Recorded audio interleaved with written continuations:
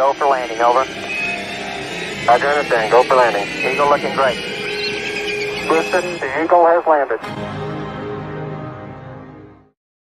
Hey, everybody. Welcome to the Joe Frankenstein Part 2 launch party. Right now, it's just me flying solo. I'm still waiting on Chuck. I launched the campaign a few minutes ago, and people have been responding wonderfully. I've noticed some folks had trouble with add-ons. Well, I've corrected that. Add-ons are available now. It wouldn't be a Nolan launch if there wasn't some type of screw-up. So at least this time I managed to put the shipping costs on everything. Yeah, the add-on was the CGC package. Because I tried to streamline this thing so that you could buy, you could get the main cover, you could get the variant cover, or you could get the both together. And if you get them both together without an add-on, it's cheaper.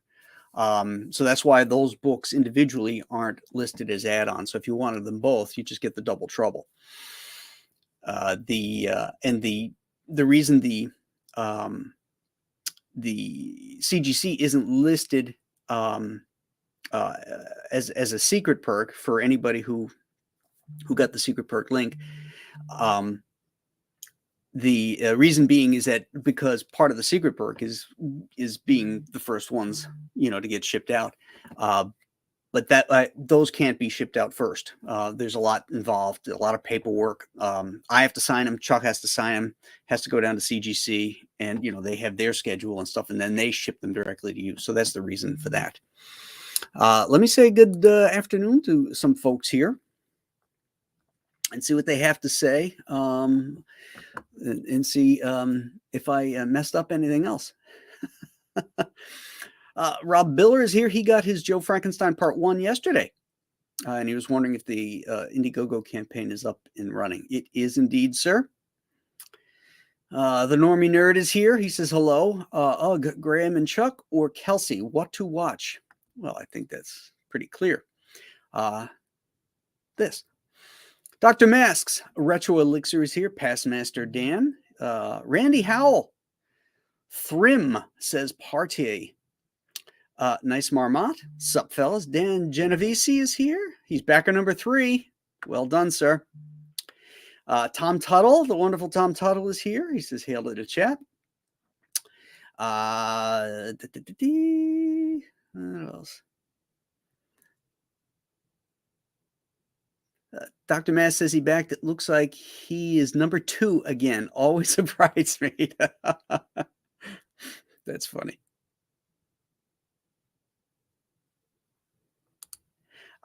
David G says, I'm not getting the add-on for the CGC tier with the sign-up link.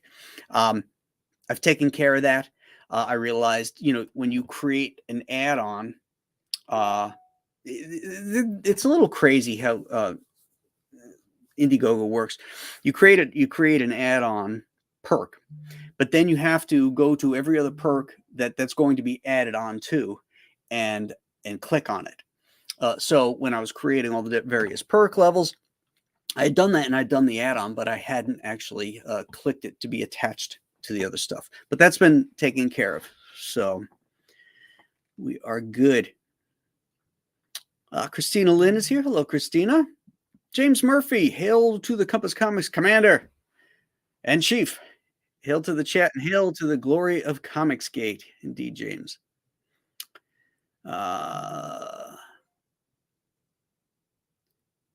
For the Double Trouble link, that is, David G says. Yeah, all of the links have been added.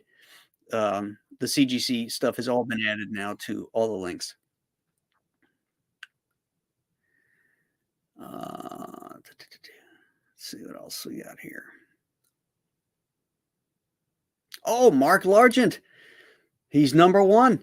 Look at you. You got in before Dan Fraga. Dan has been, he was number 1 last time. He was going to try and get in this time. And I didn't give him a heads up. I did, I got to play it fair. And Mark got in. Well done, sir. Dan says he's an idiot. He forgot to use the secret perk link, so I had to refund and reback. I'm not. Now he's backer 31. That's okay. No worries. Oh, our Enosh says he got his copy of Joe Frankenstein #1. Excellent. And it's great. Fantastic.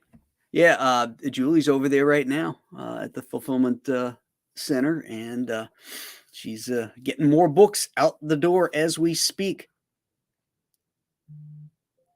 She sent a note out to everybody, by the way, an update from the first campaign, because there was a bunch of books that went out last week within certain dates that did not have the bookmarks in them.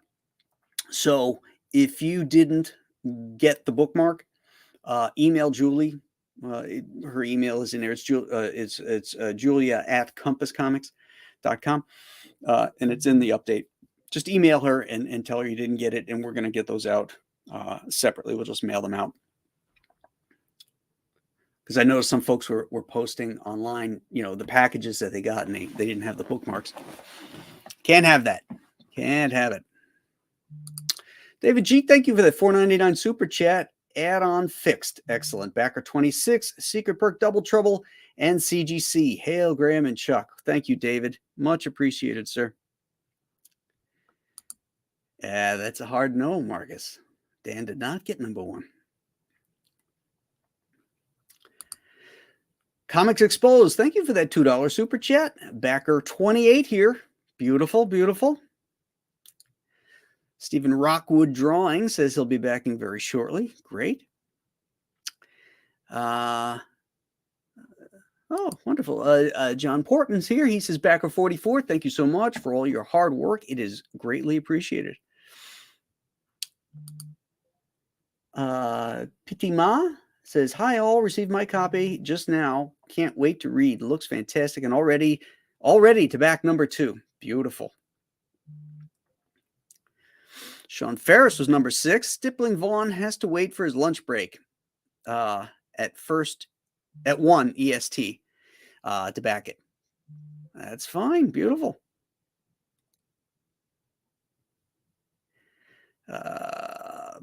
Bakunawa will probably purchase my copy later tonight. I'm currently working. Yeah, that's all right. It's all right. We all got to work for a living, right? Excellent.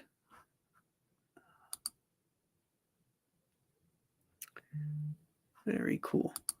Huh, they've changed some things here on Indiegogo. They got a starred section now. That's interesting. All right. Hey, why don't we pull this up? This is the last time I checked it. So we had 26 backers just before I went live. And let's see what we got now. Whoa! Look at that. 65 backers are at $3,000. That is wonderful. Thank you so much. I am very happy to see folks are enjoying the monster, as it were. Yeah, this is going to be just like, if anybody's new to the campaign, this is going to be just like the Joe Frankenstein Part 1, in that it's a down and dirty campaign. There's not a lot of tchotchkes and no shirts and hats and coins and all that other stuff. This is strictly, moving comic books. Because I want people to read Joe Part 1 and Part 2 before they move on to Ghosts of Matakumbaki, because they tie together. There's some definite connections. So that's why I wanted to get these books out ahead of time, since they were originally printed in 2015. But now they're under the Compass Comics banner and part of the Nolanverse, so it was really important to get these out. On top of that, Chuck and I are working on the next Joe Frankenstein installment, brand new. So again, we wanted to get that out so folks could understand, the world that we're creating here with these characters. So that's why this is strictly 30 days. There's no in demand, because just like the last time, I'll get the numbers after 30 days, they'll go to the printer, and bam, we'll turn that around. Originally, we were supposed to start fulfilling Joe Frankenstein Part 1 in June, but, I got everything together, and I got it out to the printer. The printer got it done, and we started like first week of May, second week of May, something like that. It must have been first week. Yeah, because this is now the second week. So, yeah. So we got ahead of schedule, and we're hoping to do the same thing on Part 2.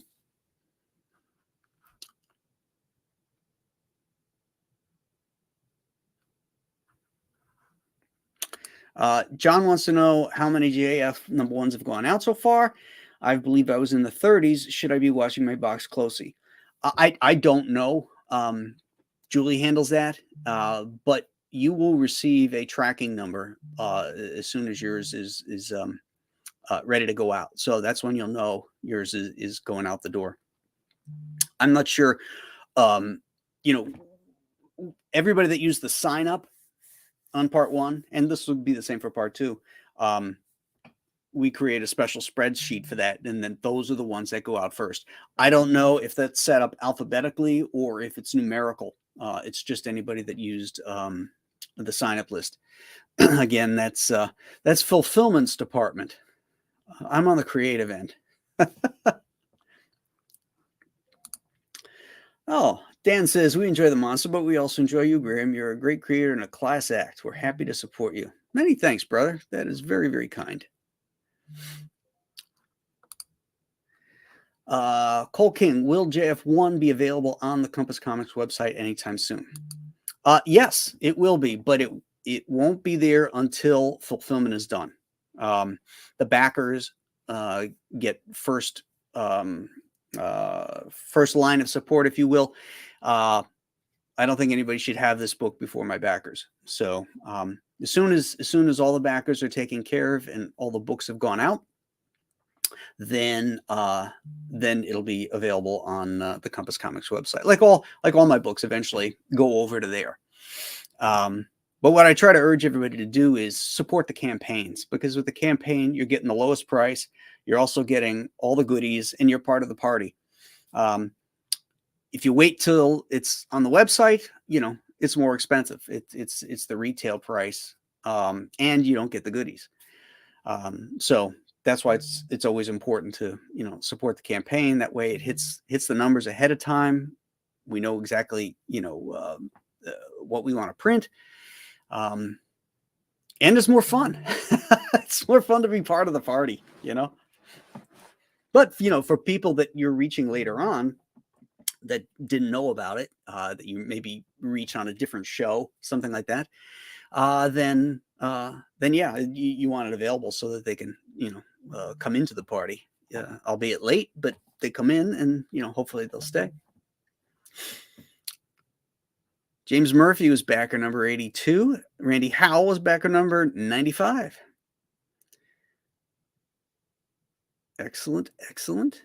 This is great. This is really good. Let me just take care of this real quick. Where is that?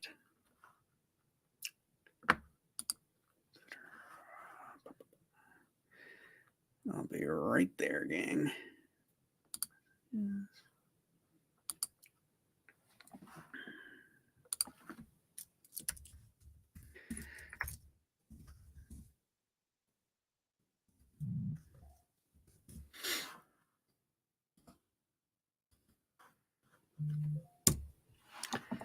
There we go.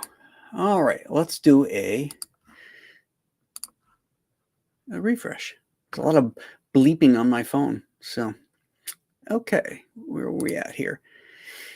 65 backers, 3,045, 95 backers. We're at 5,000. Beautiful. Thank you, my friends. Thank you so much. I don't know where Chuck is. I sent him the links, but he has not responded. So he could be busy doing something.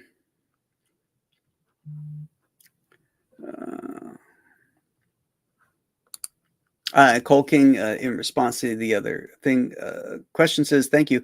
I had the original run, so I didn't pull the trigger on number 1, and I regret it. Made sure to back this one ASAP. Oh, awesome. Well, we'll get you squared away. You'll be able to get the other one.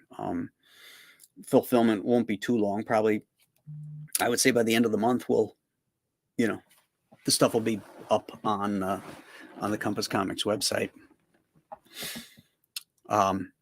And if you haven't already, Cole, you might want to check out the Ghost of Matakumbaki campaign, which is also live right now. That one is going to tie everything together, including Joe Frankenstein, which is why I needed to get this out quickly. So yeah, this is the one that ties all the Nolanverse together. So. You're not going to want to miss that one either. That one's still live. Well, it's in demand, so it's still live. So,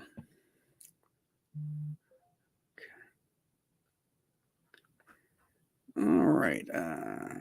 Oh yeah, thank you, Randy. Randy is so good at reminding me to remind everybody after you back it to share it on social media.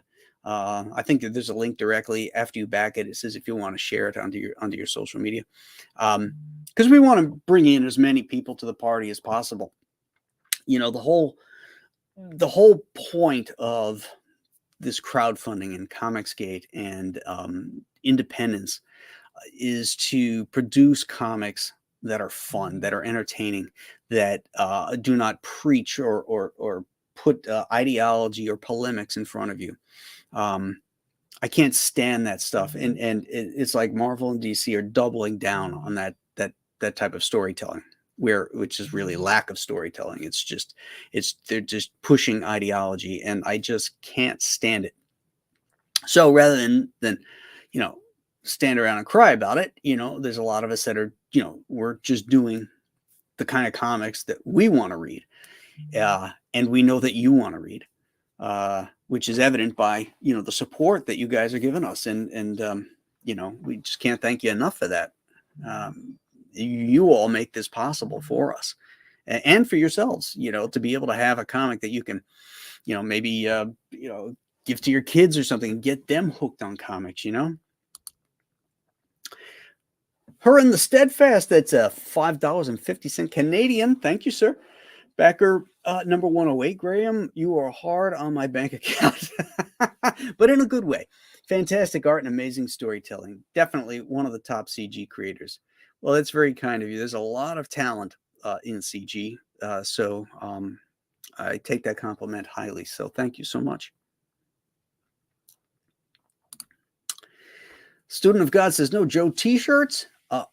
Like a vote for Joe shirt? Not for this campaign. As we get down the road, there's going to be a Joe Frankenstein coin eventually, because I started that with Ghost of Matakumbaki, and I'm going to do a coin for each one of the properties. And then there'll be other merchandise. The thing that too about Joe is that Joe is part of Spin Rack, which is an entertainment company that Chuck and I are founders in. That's creator owned. That's going to be showcasing our intellectual properties. We have a match 3 game called Comics Chaos, which will be launching tomorrow, and in it, it features Joe Frankenstein characters, Law Dog, which is a Chuck character, and my sister Suprema, as well as my Sunshine State characters in this little match 3 game. So that's going to be a lot of fun, and we're going to be building into full game console style games. So that's a lot of fun. It's something to look forward to. And Joe and the other Compass Comics IPs are all going to be part of that.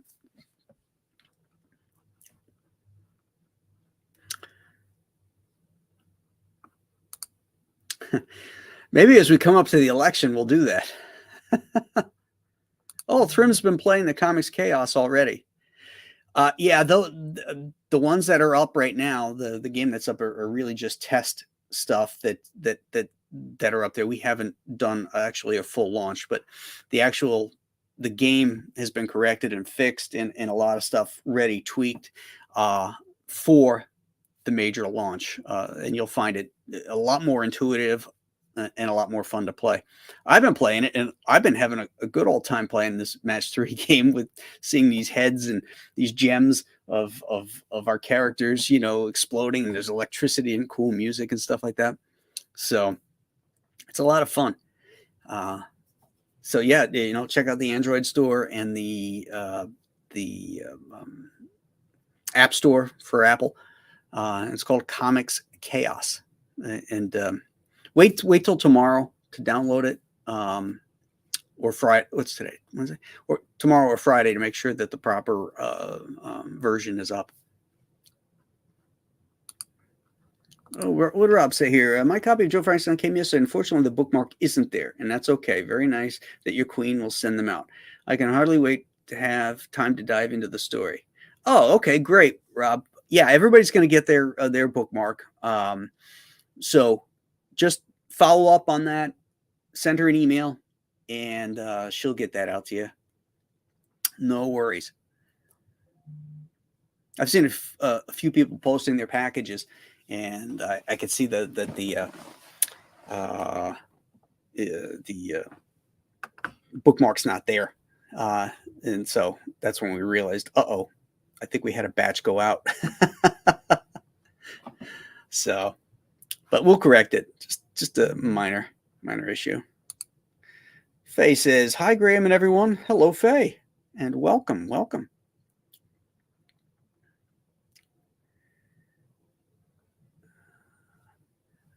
All right, let's do a refresh here. See where we're at. Oh, beautiful. 6970. That's solid. That's a solid launch. Beautiful. Considering we've only been on for less than 26 minutes.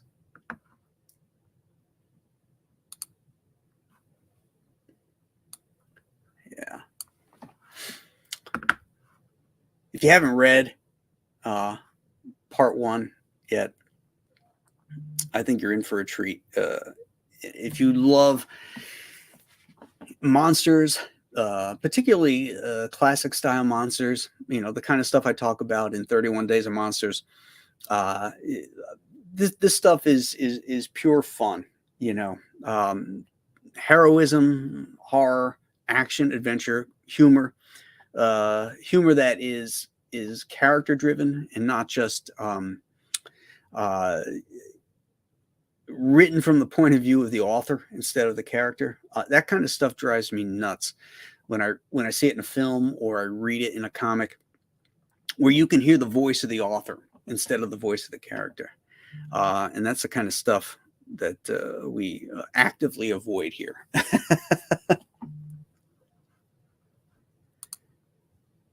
Aldion's planning on reading part 1 today. Excellent.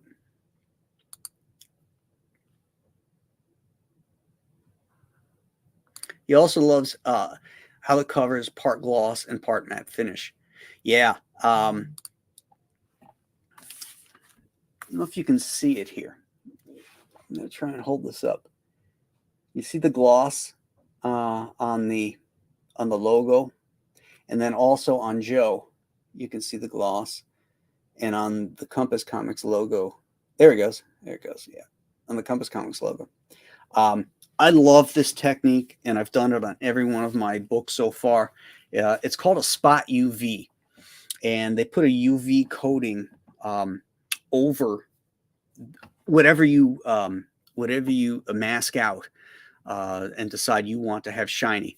So the first thing you do on the cover is I like a matte finish.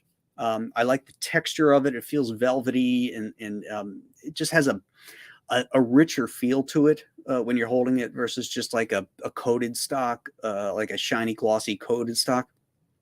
So the first thing I have them do is I have them coat it with that matte finish, and then a frisket is made out of the of whatever it is that I want to have shiny. and on this particular cover, it's the logos and Joe. I always do the logos for sure, and it all depends on the design elements of what we can, what we're gonna do. Like here's the cover of the new one. And there's a lot going on there, so I'm not exactly sure what we're going to be able to pull out for the gloss, but they'll certainly have it. It'll be definitely the logos. But the other thing I like to do with my books, and I realized this when I first did the Chinook, because I did a coated stock on it, and the coating, it drives me nuts on the shiny paper, because it doesn't matter what angle you're reading it on, whether you're in your house and you have a light on, or if you're outside, sitting in the sun, you get that glare on it. And I can't stand to not be able to see the entire page, and to have glare. So since the Chinook, I've been doing all of my books on a matte finish. So, it's an upgraded paper that they put a matte on, so you don't get all of that shine. Look at that. It's got the light of the computer on it, and you're not getting a lot of shine on that. So that's one thing I like to do with these things. Oh, and then there's the back is also the coated stock as well. Just got a great feel to it. And I think you guys will like it if you haven't ordered a Compass Comics before. And this is your first one, then, welcome, gang.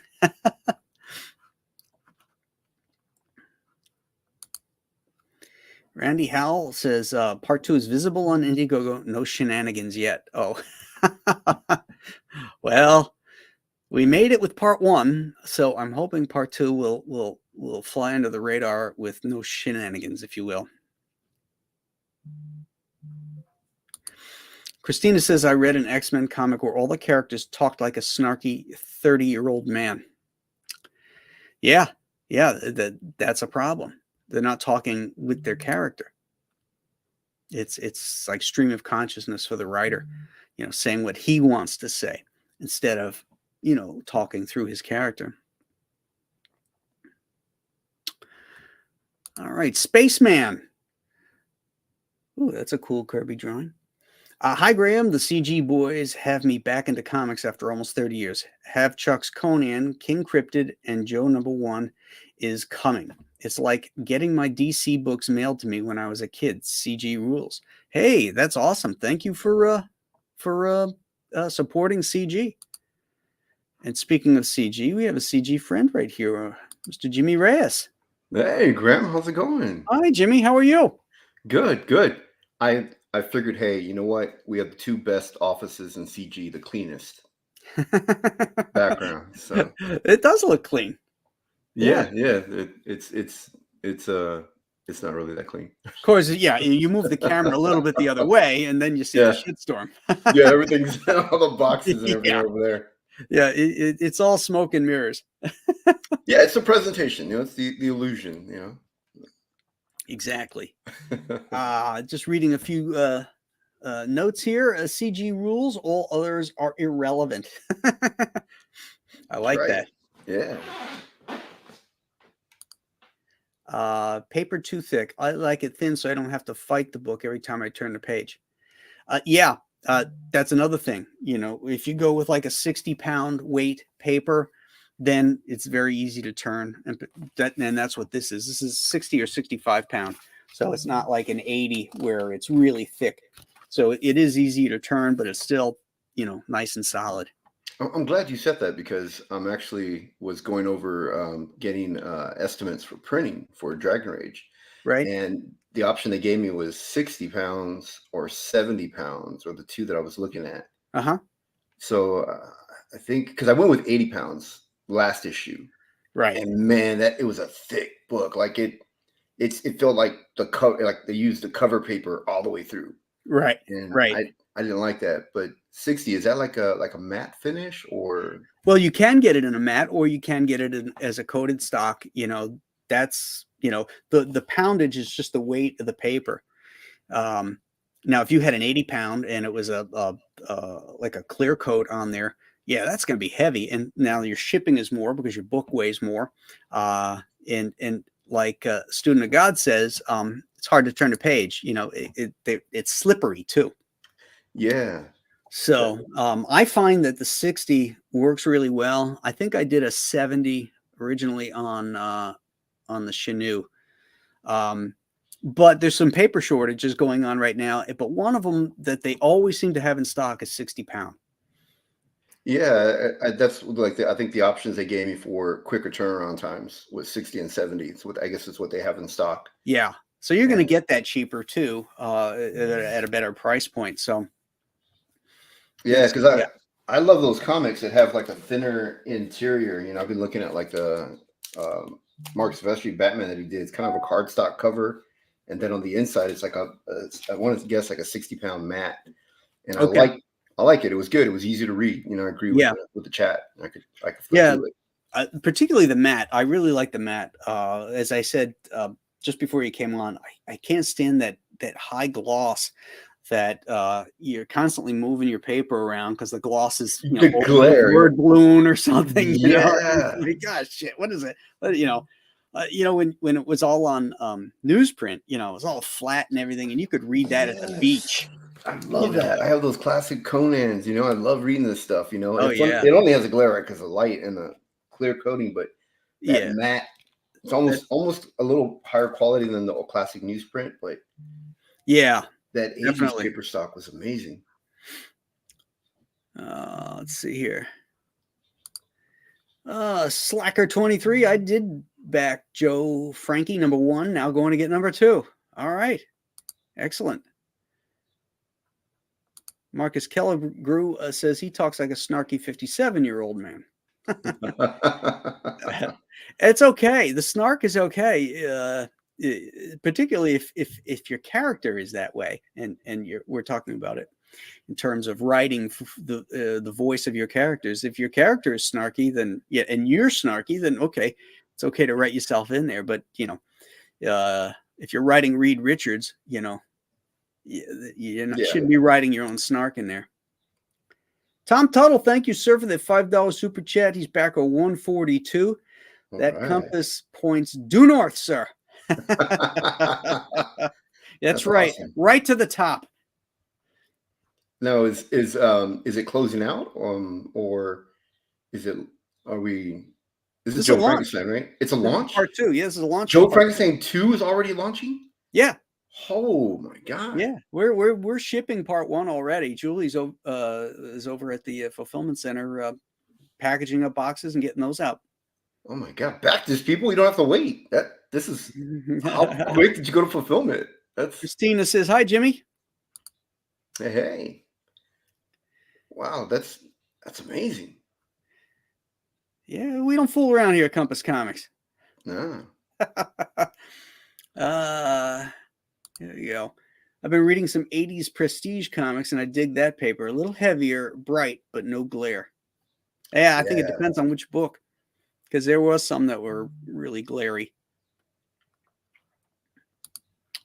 Rob the Builder, thank you. $2 super chat. Hi, Graham. Just picked up the Double Trouble pack. Awesome. Yeah, that's a good one to get because you get both covers and you save on shipping. It costs you the same to ship the 2 as it does the 1. So that's a really good deal. Marcus likes the matte better too. All right. All right. Well, I guess based on the response, it makes me feel better because that's what I was leaning towards, like 60-pound matte. But I was like, oh man, I hope I'm not the only guy. When are you going to print? Well, I still have at least another 6 weeks of art still going ahead of me. You know. Okay. I'm really trying to up my game. You know, this is only the second book I've ever drawn. I've always spent my career as an inker, and I penciled my first Dragon Rage book, and I went, yeah, it's okay, but it's no Del Keown, it's no Graham Nolan, So. Well, you're like Art. Art can draw the hell out of stuff, but it takes him forever to do it. He's slow, he's methodical, and the return is beautiful. It's gorgeous, but he just doesn't hasn't had that the years of working in pencils and laying out stories and all that kind of stuff. Yeah, it's like, with repetition, you learn where you can, you can optimize in certain areas, and I haven't discovered that yet. I'm still rendering the hell out of everything and making everything perfect. Sure. Spaceman says, Jimmy, I ordered Dragon Rage and can't wait to see it. Any updates? I in the if you got the give me everything tier, I've invested into I'm going to ship everything now in a custom mailer. It's printed with Dragon Rage art all over it. It says Dragon Rage, and it's kind of like a little collector box, but it's actually your mailer. So, cool. I'm going to send those out, but I'm going to try to put the label underneath. There's art underneath, but I'm going to try to not put it on the top, put it on the bottom. So that way, if you put it on a shelf, you want to keep the box, you just don't have the art with a sticker on it, mailing label. Right. Okay. Yeah, but I'm still working away, man, chipping away at the art. So it's a process. It takes a while. I mean, I'm still working on a Ghost of Matakumbaki. So I think I got 27 pages done. Wow. I've got 50. I think I got 52 of the main story, and then I have not a prequel, a prologue. Oh no, epilogue. I've got an epilogue, which I think is 10 pages, and then I have so in other words, I still got another 20, 30 some odd pages I gotta do. Wow. But, what do you estimate like 30 pages would take you? Like how long? Well, if I was, say, working at Marvel or DC, I'd be a lot faster because I'd just be focusing on that, But now we're crowdfunding, we're streaming, we're marketing, we're building assets for campaigns, all that stuff that all takes time. So, I'm happy if I can get 3 pages penciled and inked and out the door a week. Wow, that's pretty good. That's really good. Yeah. I'm still behind that. I'm getting used to the whole marketing and everything, and I'm happy with 1 page a week right now. Penciled inked. As long as I'm moving forward, I'm progressing forward. Right. And let's say some pages obviously are easier than others. If you've got a talking head page or something like that, it's a lot easier to knock that out than say a double page spread with all kinds of shit going on. Yeah. And sometimes that one double page spread could take you 2-3 days. To do because you want it, for your backers, that you want them to open that page and go, oh wow, look at that. They don't want to say, oh, well, it looks like he rushed this because he's trying to meet this deadline to get it out. I think they would much rather have you take the time, get it right, so that whenever they read that, they'll always know, hey, he gave me the best. Yeah, that's what I want. I want the wow, from backers. I want backers to go, man, this would never be in mainstream, because they don't have the advantage we do where we can take a little more time. Right. Right. Damafino, Backer 162. You got a cigar. Thank you. All right. When can we buy Julie a drink for her hard work? You know what? I need to put that up there. I need to put buy Julie a glass of wine. She does like her wine. So I will put that up later on today. I promise. But thank you for backing it, and thank you for suggesting that. Ooh, Timothy Fitzgerald says we're over 9,000. Hey, let's do a little. Yeah. Oh, we got Ethan. Ethan's popped in the chat. Oh, is he in there? Yeah. Where is he? I still got to slide down a little bit. Oh, there he is. Hey, bro. Thank you. I put the link in the Kings if you wanted to pop in. All right, let's do a refresh here. Let's see. We had 120 backers a little bit ago. We got 163. Whoa, 9,000. Beautiful. Oh Wow. my God, those covers are amazing in that Double Trouble. Yeah, why don't we scroll down here and we'll show. I actually haven't shown the Wow. campaign yet. So so this is the story of Joe, of the monster. Joe Pratt has lived his life in and out of foster homes until that fateful night when delivering pizzas, he is attacked by a coven of vampires. His young life may have ended right there, if not for the intervention of a guardian angel who turns out to be the Frankenstein monster. Yes, that monster. Joe learns that he is not a Pratt, but in fact the last heir to the Frankenstein line. The monster has been watching over and protecting the Frankenstein descendants from his bride and her creatures of the night as she seeks what the monster has and she does not: eternal life. The secret lies in the monster's blood, but the code to unlock it is in Joe's. The problem is, she doesn't want some of Joe's blood. She wants all of it. Dun, dun, dun. Oh my God, I love that cover. Yeah, it's the main cover that I did. I really like that. And Greg Wright did the coloring on it. Greg does a lot of my stuff. He's coloring Ghost of Matakumbaki. Wow. He did Bane Conquest. He did Alien Alamo too. Yeah. And then here's the variant by a very talented young guy, Anthony Gonzalez Clark. You're going to be seeing a lot more of his stuff. This guy's really good. That is an awesome. That's like a movie scene right there. Like, right? Yeah, it's like just a still right out of the movie. Yeah, and look at the blur on the arms there. Yeah, it does feel like something out of a movie. I love the little creature in the background, like over the shoulder. Oh yeah. And the flame. Yeah. That's really cool. Wow. So yeah, everything. There's no stretch goals. Everybody gets the bookmark. Everybody gets the sticker. Upgraded paper, the spot UV, which we talked about. Because that's standard for Compass Comics stuff. And then the ultimate here for the ultimate collector is the CGC book, which will be signed by Chuck and I, and graded and slabbed, and then it'll be shipped to you directly from CGC. So this is really cool. And I see why I don't get any royalties for my likeness in there. You put a scarf around my neck on that cover. Like, that's not Jimmy. That's a different character. So if you go to the site and you wanted to check out the first 10 pages, here they are. Oh, nice. We get right into the action because that's how we roll.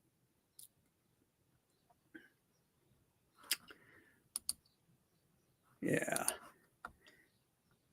I like this panel here. Yeah. Lord Golgotha. The minions. Oh, that scene is badass. I love that. Yeah, wouldn't that be awesome in a movie? Yeah, and the guy's just like pointing, directing the. Yeah, and they're all climbing out of the water, out of the surf, and running towards it. That would be awesome. It's like Ethan yelling "Kings" and he's pointing, and we're all running out. Wow, this is awesome, and the whole book's done. Oh yeah. This was originally printed by IDW back in 2015. And the rights belonged to me and Chuck, and so I wanted this to be part of my Nolanverse. So we didn't have the print files. We never got those from IDW, and quite honestly, they weren't that great. So I had them relettered. I had the whole book relettered by Carlos Manguel, and now Joe, the monster, has his own word balloon style. It's so much better. The sound effects are so much better. Yeah, it's like a deeper, groggy. That word balloon kind of gives you that feel, like it's a deeper. Yeah, like it's gravelly. Gravelly, yeah. More phlegm in the voice. So there we go. There's the first 10 pages, guys. Wow. Fun action adventure. You're gonna love it. God, it's amazing. Oh, did you have a tier that has both? Is that what the Double Trouble is? Yeah, that's the Double Trouble tier. So you can get both covers. This is not part 1 and part 2. This is all part 2, but just different covers. Part 1 will be available on the Compass Comics website as soon as all the backers are fulfilled. because it's important to get the backers covered first. So there isn't a catch me up tier, like get issue 1, issue 2 in this campaign? No, they'll be able to get part 1 if they didn't get on board. Then they can get it at the Compass Comics website. Capture the backers. Yeah. That sounds good and fair to the backers. Yeah, absolutely. Timothy Fitzgerald, my Joe Frankenstein part 1 is out for delivery right now, so perfect timing to be backing part 2. Excellent. Yeah. Cool. Do you have a link for yours, Jimmy? We can share that with the folks. Oh, thank you. Yeah, I appreciate that. I can share that with you. Yeah, put it in the private chat. All right. And I'll call it up. So what was the inspiration for Joe Frankenstein? Was there anything that inspired it, or? Well, that's a great question, because like a lot of creative things, it starts off as one thing and goes in a completely different direction. My first original concept was I wanted to do a Doc Savage book, but with monsters. Yeah. And the original title was going to be called Doc Frankenstein. And it was going to be about like this pulp type hero, who was a Frankenstein, and he goes around fighting monsters and all this kind of stuff. But I found out the Wachowski brothers, well, they were brothers at the time. Yeah, I still call them the Wachowski brothers too. Yeah, they had done a book called Doc Frankenstein. Oh, really? Yeah, which didn't go anywhere, but they had the copyright to it. So, I was like, trying to come up with another name for it, and so I called Chuck and I told him my dilemma. I said, I'm working on this thing, and I said, he says, well, just give it another name. And I said, well, yeah, I just can't, I need the Doc part so it connects to Doc Savage, I can't just call it Joe Frankenstein. And it was this pause, and he goes, why not? That's a great name. Yeah. I'm like, all right. Yeah. And well, now if you've got a pedestrian name, you have to have something pedestrian about it. Yeah. So, that's when we decided, well, let's make him a kid, so it evolved from there. So then I said to Chuck, hey, you want to come on board? We've been looking for something to work on together. And he said, yeah. And then evolved it into what it is. Wow. Then you guys pitched it over to IDW, or? Yeah, we first pitched it to Dark Horse, actually, and Dark Horse was going to do it. But at one of the final meetings, the Greenlight meetings, they decided not to, because they were going to do a Mike Mignola Frankenstein book or something like that, and they didn't want to have 2 Frankenstein books, and Mignola is like their golden boy. He's the golden boy, yes, exactly. Yeah. So they bailed on it, and but then Ted Adams, when he was running IDW, he decided, he wanted to do it. So IDW did it, but they didn't do, such a great job. Yeah. I mean, no one's going to put the care into it like the creators, it's that's why I buy the books when the creators are self-publishing, putting out a book, Exactly. Yeah. All right. Let me put your link here. That's why I loved and supported, Del Keown on Pitt, even when he was coming out at Image. I loved it. I loved all the Image stuff, the early stuff when, Image was revolutionary, and it was, they were all excited about the projects, and, that seems to have died out, and now it's been born again through Comicsgate, right? Or Comicsgate creators are doing revolutionary stuff. Yeah, exactly. I mean, I can't thank Marvel and DC enough for imploding. Yeah. Thank you, guys. Yeah. Almost, I mean, everyone out there, I mean, they're putting a lot of woke ideology and it's like with me, with my company, and I'm sure you might be the same thing, but is I want to do mine the American way, where it was, the customer's always right, the customer first, right. And it's quality, creativity before not having any, woke ideology in it, just, good quality stuff, and it's crazy to think that it's so rare now. It's just, but I'm glad there's a big group of us. Yeah. Together, doing this, you know, Absolutely. keeping comics alive, you know. So here we go. Here we got Dragon Rage up here. Why don't you talk about it a little bit, Jimmy? Let people know about it. Yeah, Dragon Rage is a book. It's got a lot of different things to it. It's a lot like Star Wars meets Game of Thrones.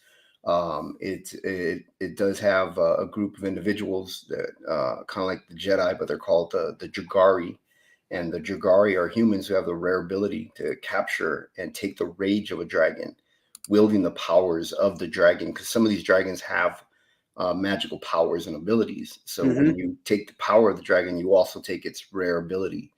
And each one of these guys can power up and become dragon-like, where they get stronger, faster. The dragon-like scales, and it's really really cool. We one of the main characters is named Nuri, and Nuri has this little fennec fox with her.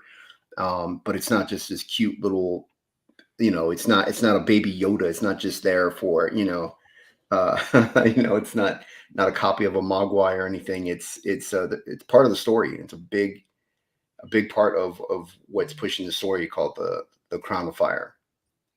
Okay, cool. Yeah, it's great. It's got dragons, you know, it's got badass dudes with swords, you know, beautiful women. You know, the men are masculine, they're warriors, you know, the women aren't afraid to be beautiful. I mean, there's tons of beautiful women in this. There's adult language, there is nudity in this book. I mean, it is high fantasy. So it's bright and colorful, but I wouldn't buy it for a kid, you know. Oh, okay. So like a PG-13 or rated yeah, I think today it would hit an R. You know, it's a lot like Game of Thrones, you know. Okay. So it does have some you know, it does have nudity in it, but it's not gratuitous or anything like that. It's all in there, part of the scene. So it may not be as hard as Game of Thrones, but it's up there. Yeah, so the don't let the bright colors fool you, and the girl with the pink hair. None of this is none of this is woke, and none of it is for kids, you know. Okay. Cool. I'm sure that cover gives it away. You know, you can see the This one? yeah, I'm sure you can tell that's not for kids, you know. Yeah. But it looks like you're having fun with this thing. Yeah, I'm putting in all the things that I love. You know, I'm heavily inspired. You know, I loved He-Man, I loved Thundercats, and I love a lot of anime, manga, and this is just an amalgamation of everything. You know, putting together, you know, everything in the book that I love. You know, big fan of Star Wars. You know, I love Tolkien. You know, Right. so there's some Tolkien in this as well. How about Howard? Are you a fan of Oh, Robert. Yeah, definitely a big fan of Howard. I love Conan. Plus, he's Texan. You know, he was living here in Texas. I'm Texan. That's right. He was a Texan. Yeah. So, you know, it's Texans. We're creating, you know, masculine men. We got a lot of ranchers out here that hands-on. I mean, you grow up hands-on in Texas, you know, and Sure. so that's what's in the book. That's all I know is, you know, I don't know any of these girly men, you know. Now, how'd you get Finch? How'd you get Finch to do a cover? Dave had written me. He found some of my YouTube videos back in 2016, and he said, "Hey, will you teach me how to ink?" He was gonna start inking himself on a book, and I said, "All right." And then he just said, "Hey, you know what? Just here, I got some covers and stuff. Can you start inking me on covers?" And then I became his inker, and then became his friend. And Oh, that's very cool. And that was back in 2015, you said? yeah, like 2016, 2015, 2016, around there. So I've known him for some time now, and Yeah.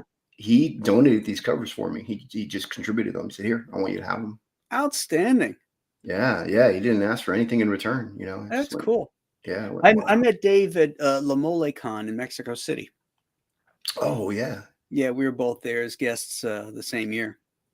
Yeah, he's a really cool guy. Oh, can we click on updates for for Spaceman? He said he was asking for an update. I have a picture of what that box is going to look like on updates, right above that cover. It'll say right above updates. Here we go. Yeah, Okay. updates. Yeah, and then that's the box right there. I used to just do package design, and so I know all about, you know, die trims and all that, and that's what I used to do. And I thought, man, I haven't designed a box or anything for myself for this campaign, so I thought, you know, Oh, that's cool. the backers who back the Give Me Everything Plus deserve something extra rather than, I mean, they're getting an extra perk, but Right. I thought, why not invest in the mailer and they'll get stuff shipped in a custom mailer. That if So this is the mailer box that all their goodies will be in? yeah, Nice. it's 10 by 9 and 2 inches thick, so it'll fold up and be a nice little box. And it tucks in the front. It's got this the front little that little part that tucks in. Yeah. And so it can be kept on a shelf if you want to have it like a little custom box, but it is a mailer, so I'm sure that, USPS is going to disrespect that box. There'll be some dirt and scuff marks on it, that's for sure. Yeah. It'll be some, but it'll go great, with the whole Dragon Rage and fantasy, Yeah.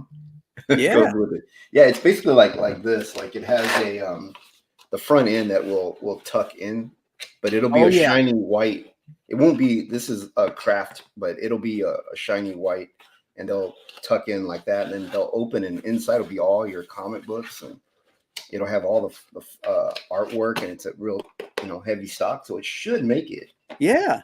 But I'm sure it's gonna get dinged up a little bit. I'm sure Jim Carrey's gonna. Now, will the comics be in like a Gemini mailer to protect them within the box as well? This time around, I know that my campaign isn't one of the bigger campaigns, but I'm investing everything back in the campaign. So I invested in Gemini mailers, Gemini bags and boards. In fact, that's what I said. This big mess back here. They've already arrived. I've already got the Gemini mailers, the Gemini bags and boards. Everything's Gemini for the mailer for regular perks. Okay. So yeah, they're going to come in all that, and I hope Gemini lives up to their name. I hope it's high quality because they're pricey. Yeah, they are good. I mean, I've never had anything get damaged because of the mailer. Wow, awesome. You just got to make sure you package it nice and tight so that the book doesn't rattle around in there. Yeah, I've even bought foam packaging so that it's not foam padding that you put inside. Okay. In case there's too much space. So I've got that, and I've got the that paper that's kind of like a foam paper that you kind of roll up and put in there. Yeah. I invested in all that just in case, because I put a lot of hard work in this book. A lot of hard work went into campaigning and the fulfillment. I hate for it to, I'd rather just spend that extra dollar, money to ensure the investment, make sure it gets there, to backers, without any, as mint as we can get it, Right. Oh, absolutely. You can only do so much. JF1 is on my book stand for reading tonight. The Fulfillment Queen delivered my book yesterday. Excellent. Everybody loves Julie. Wow. Let's see. Randy House says 550 from 5 figures. Can we do it in the next 10? I think we did it. Wow. All right, 5 figures, isn't that issue 1? Yeah, didn't it close at 5 figures? Oh, you're talking about the issue 1 closed at 6. Yeah, 6. That's right. It was 111,000 or something like that. I forget. Wow. Yeah, so we're at 10,400 right now. 185 backers. Wow, this thing is it's on fire. It's moving. I mean, since I've been sitting here with you, you were right below 9. Now you're at 10.5. People are getting in on this. This is really exciting. It's really important to turn out books, turn them out on time and maintain the quality. Yeah. I've got the neat office, but Graham, it's so hard streaming with you because the whole time I feel like I have to sit here and flex to keep up with you. Oh. I just gotta stay flexed.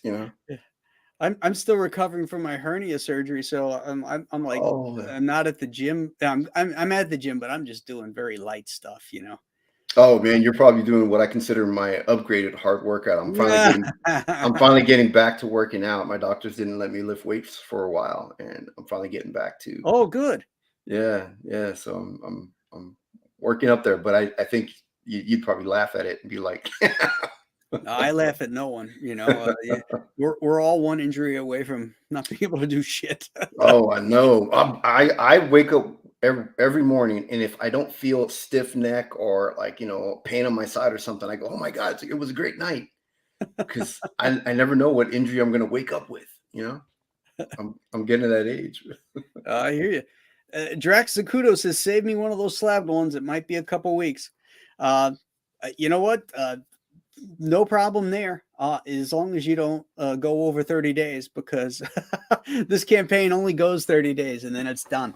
So it's important that if there's something you want like that, you got to get on it. Yeah, especially one of those slab ones. That's a great choice, Drax. Speaking of getting on it, let's get Mike Barron on it. Hi, guys. Hey, Mike. Thanks a for little late popping. for me, but I thought I'd drop in. You just had dinner. It was bedtime. It's getting close to nap time, isn't it? Yeah. I don't know where Chuck is. Chuck was supposed to be on the show today. Really? Yeah. I don't know what's going on. Let me just check, because I think he's live on, he's on Facebook right now. Yeah. Here, I'll remind him. Yeah. Yeah. I sent him a message on Facebook too. Let's everybody give him some business. You got Mark Pengrin. Did you see his comment?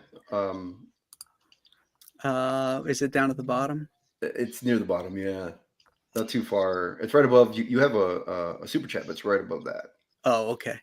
Yeah, it was for. Oh, everyone loves Julie, Anna Havana, and Shelley, of course. Their spouses, not so much. Well, that's true. That's what all the chat always tells me. They always remind me. They would swap me out for my wife. They're like, "Can your wife just sit in front of the camera, not you, and we'll get you off the stream." Like, all right. The Daydreamer for $1.99 super chat. No catch up tier for Joe Frankenstein 1. No, but you can catch up. You can get number 1 on the Compass Comics website once fulfillment is done for the backers, which should be in a few weeks. Then number 1 will be available there. All my books eventually go over to the Compass Comics website. But by not having a catch up tier, latecomers will come in and they'll get the 2, but they don't support the first one. And the backers that come in and support the first one are the ones that really make all of this possible. So I felt it's important to honor them, give them the best deals, and that if anybody was late to the party, you can still get the book and get caught up. But you just got to go and wait till the backers are fulfilled, and then you're gonna have to pay a little bit more for it too. On the Compass Comics website. But again, that's the incentive to get on board the campaigns is to make these things possible, be part of the team. And then you guys are the first ones that get taken care of. That's a good point too, is that, it's not corporate backed, that, some people may think, well, I'll just wait when it gets printed out once it's printed and wait, but it may never get printed if you wait, because we're backer supported. That's exactly right. And Social Myth TV, this is Carlos Manguel, our letterer, and he's stopping by to say hi, and he's literally lettering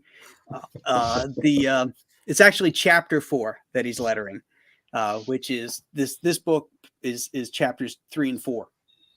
So Carlos is lettering that right now. Excellent. Back to work. Yeah, right. You shouldn't be typing in the chat. You should be typing in the program. That's right. Get those lettering in there. Yeah. Yes, Dr. Mask, I agree with you. Damn you, Chuck. Yes, he's on Facebook. Rob Biller says, "Hi, Mike. I got your book the day before Graham's." It's raining. When it rains, it pours. Yeah. It pours a cool Comicsgate comics. Yeah, that was Private American, right? The one he's referring to. Yeah. Cool Cotton, your Shanu in the background is so cute. Oh, it's this guy. Here he is, the Shanu holding your heart. Oh wow! These are being manufactured right now. And sometime in June, they're supposed to ship to me. So those will be available again on the Compass Comics website come June. Not doing a campaign for that. It's just going straight to my website. So all you Shinu fans will be able to go over to Compass Comics and get that. It's really cool. It's super soft. It's really beautiful, and it's being made here in the USA. All right, American jobs. That's Can you right. Shanu? Jobs American. What's that, Mike? Can you Shanu? I can Shanu. I've been known to Shanu. He's done a lot of chinooing back in the day. You know, he was Hey, our buddy Dennis Shoemate says, "Hey, Mike B." Oh, he looks like that comedian, the Right, guy that, Dennis. the He machine. does. Yeah. Dennis is a good guy. Best exercise for the front delt. Well, the anterior head of the deltoid, which is your front here, gets a lot of work from bench presses. So you're going to get more bang for your buck doing any kind of pressing with some heavy weights. But you risk injuring the shoulder, especially if you're getting older. But that's what's going to do it as a compound exercise. You could do, frontal raises with dumbbells. But that's an isolation exercise. And I find the compound stuff works a lot better. You're getting more. Don't forget, the best exercise for that is flipping through the pages of Joe Frankenstein. Well, that might be the medial head because you're turning it this way. Oh, right. You're rotating. The other one would have to be forward. Yeah. So, wow. Carlos says he's multitasking. Yeah. Randy wants to know about the lawsuit. We're waiting to hear from our lawyer. I missed that. Where is that, Mike? Randy Howell. Any progress? I see it now. I see it now. Any progress on this one? That KOS creep needs to review her privilege. Yeah. Do you have the link, Mike? Yes, I do. Yeah, let me send it to you. You're getting backers just popping in. Look at these. Your chat is just backer number. I like that. This book is hot. People are. I wonder if this guy backed it. Did this? No, guy? I'm going to. He's not a backer. I got the email and I was in line waiting to get an oil change at the drive-in. Oh, the old oil place. change excuse. Yes. Yeah. And I'll ask my daughter. She got to sit in the car for the 45 minutes as well and was not thrilled by that. Oh, was that at Take 5 or Valvoline or something? Valvoline, look at you. You nailed it. Yeah. And Wow. so, yeah, I got the email. So, yeah, I'll be backing it. Hell yeah. I got to. I got number 1. I need number 2. I know. You got. I know. Hey, did you get your? When your package came? Did you have the bookmark? Yeah. Hold on. Let me double check.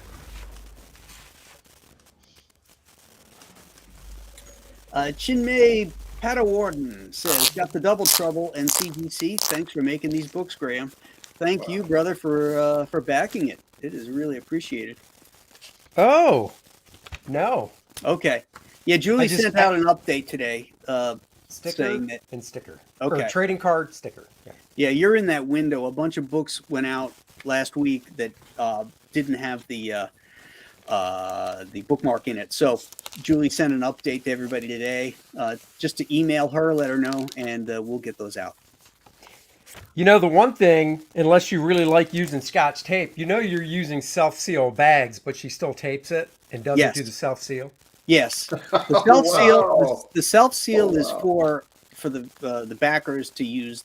But the problem with the self-seal is if you're making, if you're putting together 100 of those things, you take that self-seal off, and the static electricity it just sticks to your hands. I know. Oh, Yeah. That's why you're spending so much time. It's just easier to throw a piece of tape on it, and then when the collector gets it, they can just take it off, and then it's done. Wow. Oh yeah, no, I hear you. I used to use the self-seal, and I'm telling you, man, it's like you said. I'd be like, rip, and it's on my arm. I'm like, okay.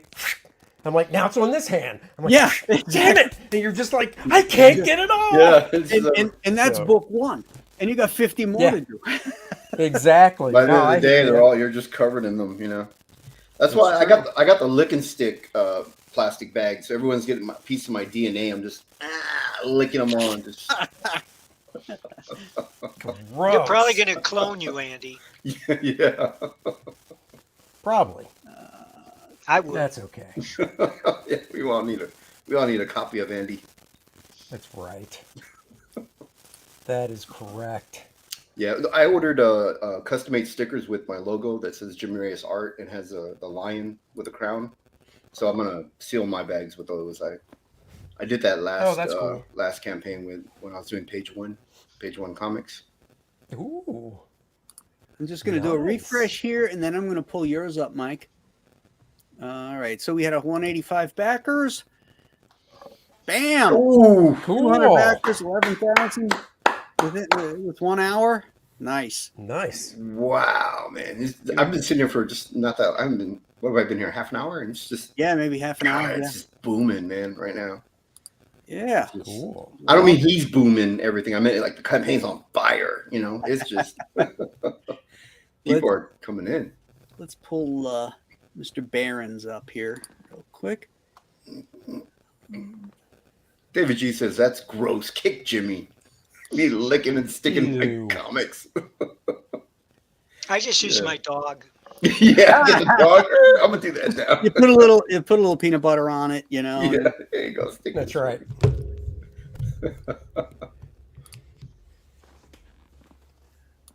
There we go. I love it. Verse scum of the earth. SOE. He is. We He got does have a that way with from Eric words. July.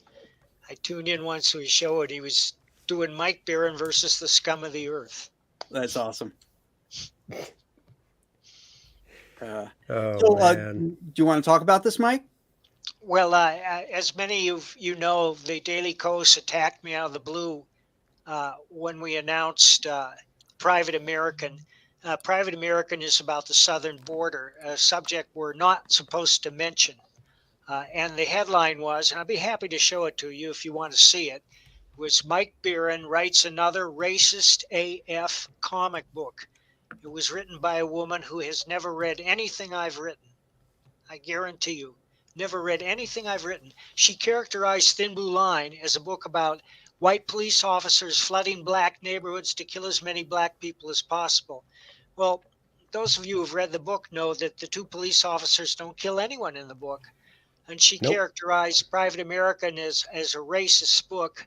And the reason Private American came about is because I asked myself, what would Punisher be doing if I were writing him today? And it seemed obvious. Now, the idea that we should defend our southern border 10 years ago or 20 years ago would not have been controversial. But today, in today's woke atmosphere, we're supposed to lay down like a rug and let the whole world enter. And these people that are entering, they're not being checked for any disease or anything. They get a free phone. They're being put up in hotels. The Private American is about a vigilante on the border trying to intercept human traffickers, fentanyl smugglers, and terrorists. That's it. When he comes across a party of people that are just looking for a better life, he steers them to the nearest government entry sector, which they set up all over so that they can take care of them medically and feed them something. He's not after the regular people at all. It was published by the Daily Coast. We contacted them and we said, have you read Thin Blue Line? They said, no. Would you like to read Thin Blue Line? And they reluctantly said yes. So over 2 months ago, Chris sent them a PDF containing the whole book. And as of today, they haven't looked at it. We did contact a lawyer and he's advising us about whether it's worthwhile to sue them because Daily Coast has deep pockets because a lot of crazy people back them. But at the very least, we're going to demand a retraction. Oh yeah. Well, you know, you're doing something what a lot of people don't do, and that is you're challenging. You're standing up and you're saying, you know, I won't stand for this, you know.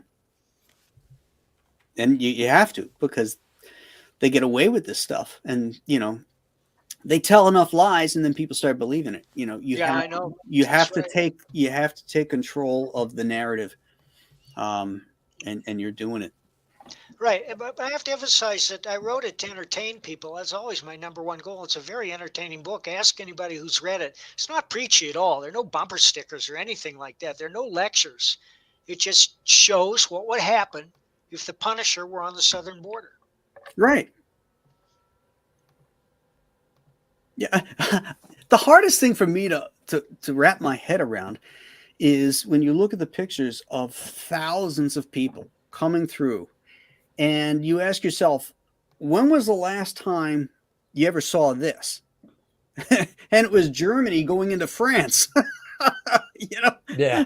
I mean, every other border in the world is secured, you know, and they're held to, you know, we're the most generous nation on earth. I was about to say, not only are they secure, but it's a hella hard to get into them. Oh yeah. You know? But here it's like, oh no, and those are countries that give us crap. And it's like, what are you talking about? Look at your own border. Right. You know, you make it hard. So why can't we? And it should be merit-based as well. Well, Right. It used to be. This is a Yeah. deliberate attempt to destroy the country. I think it's the greatest crime in history, the deliberate destruction of the United States. Because these people in charge, I call them tapeworms, they have no fealty to the United States. I will bet you money that 90% of them, if not all of them, have never read the Constitution or the Bill of Rights. They go into politics for 3 reasons. 1, get rich. 2, enjoy special privileges. 3, hurt people they don't like. And that's the sum total of their philosophy. Mm-hmm. Right. And you know, we know who's letting them in, and they're basically buying votes as well. Yeah. You know, look, we got you in here. You know, we gave you a cell phone. Well, Yeah. I think they're going to be in for a big surprise when the next election rolls around, because a lot of these people have entered the country. They don't want to vote.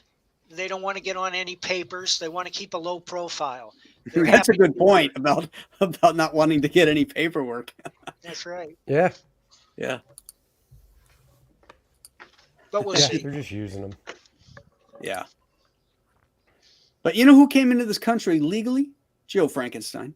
Hell yeah. I was like, oh, don't say me. Oh, I they're mean, gonna- the they're gonna- monster came in pieces, but Yeah. But still. sure- Every one of them had a passport. yeah, I'm sure each piece, you know, was a good American or a good That's Swede right. or, you know, whatever. yeah, he's the perfect American. It's just amalgamation of all these nations and races together in one, you know. Yeah, exactly. He's the original self-made man. Yeah. Aldian says, "I'll take Joe Frankenstein over Joe Biden any day of the Yeah, week." Joe Frankenstein He's for definitely president. smarter. Holy crap. There was a video yesterday of Fetterman on, you know, the Senate floor or whatever the technical name is. And he was giving, you know, like a 4-minute closing thing. He was the last senator to speak on whatever issue it was. Oh my God. You're just like, get that guy out of there. I mean, it was just, I only could stand like the first minute and like 15 seconds because I'm like, wow, this guy is just not making any sense. And nobody in that room has the balls to go, okay, this is just insane. Mhm. Nobody can literally, you are just not forming sentences at this point. Oh, God.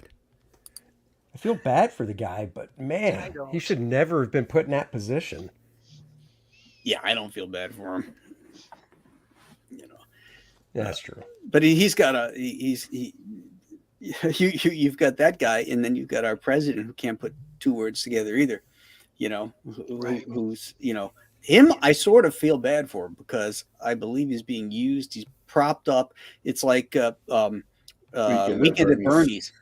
You know, Oh, yeah.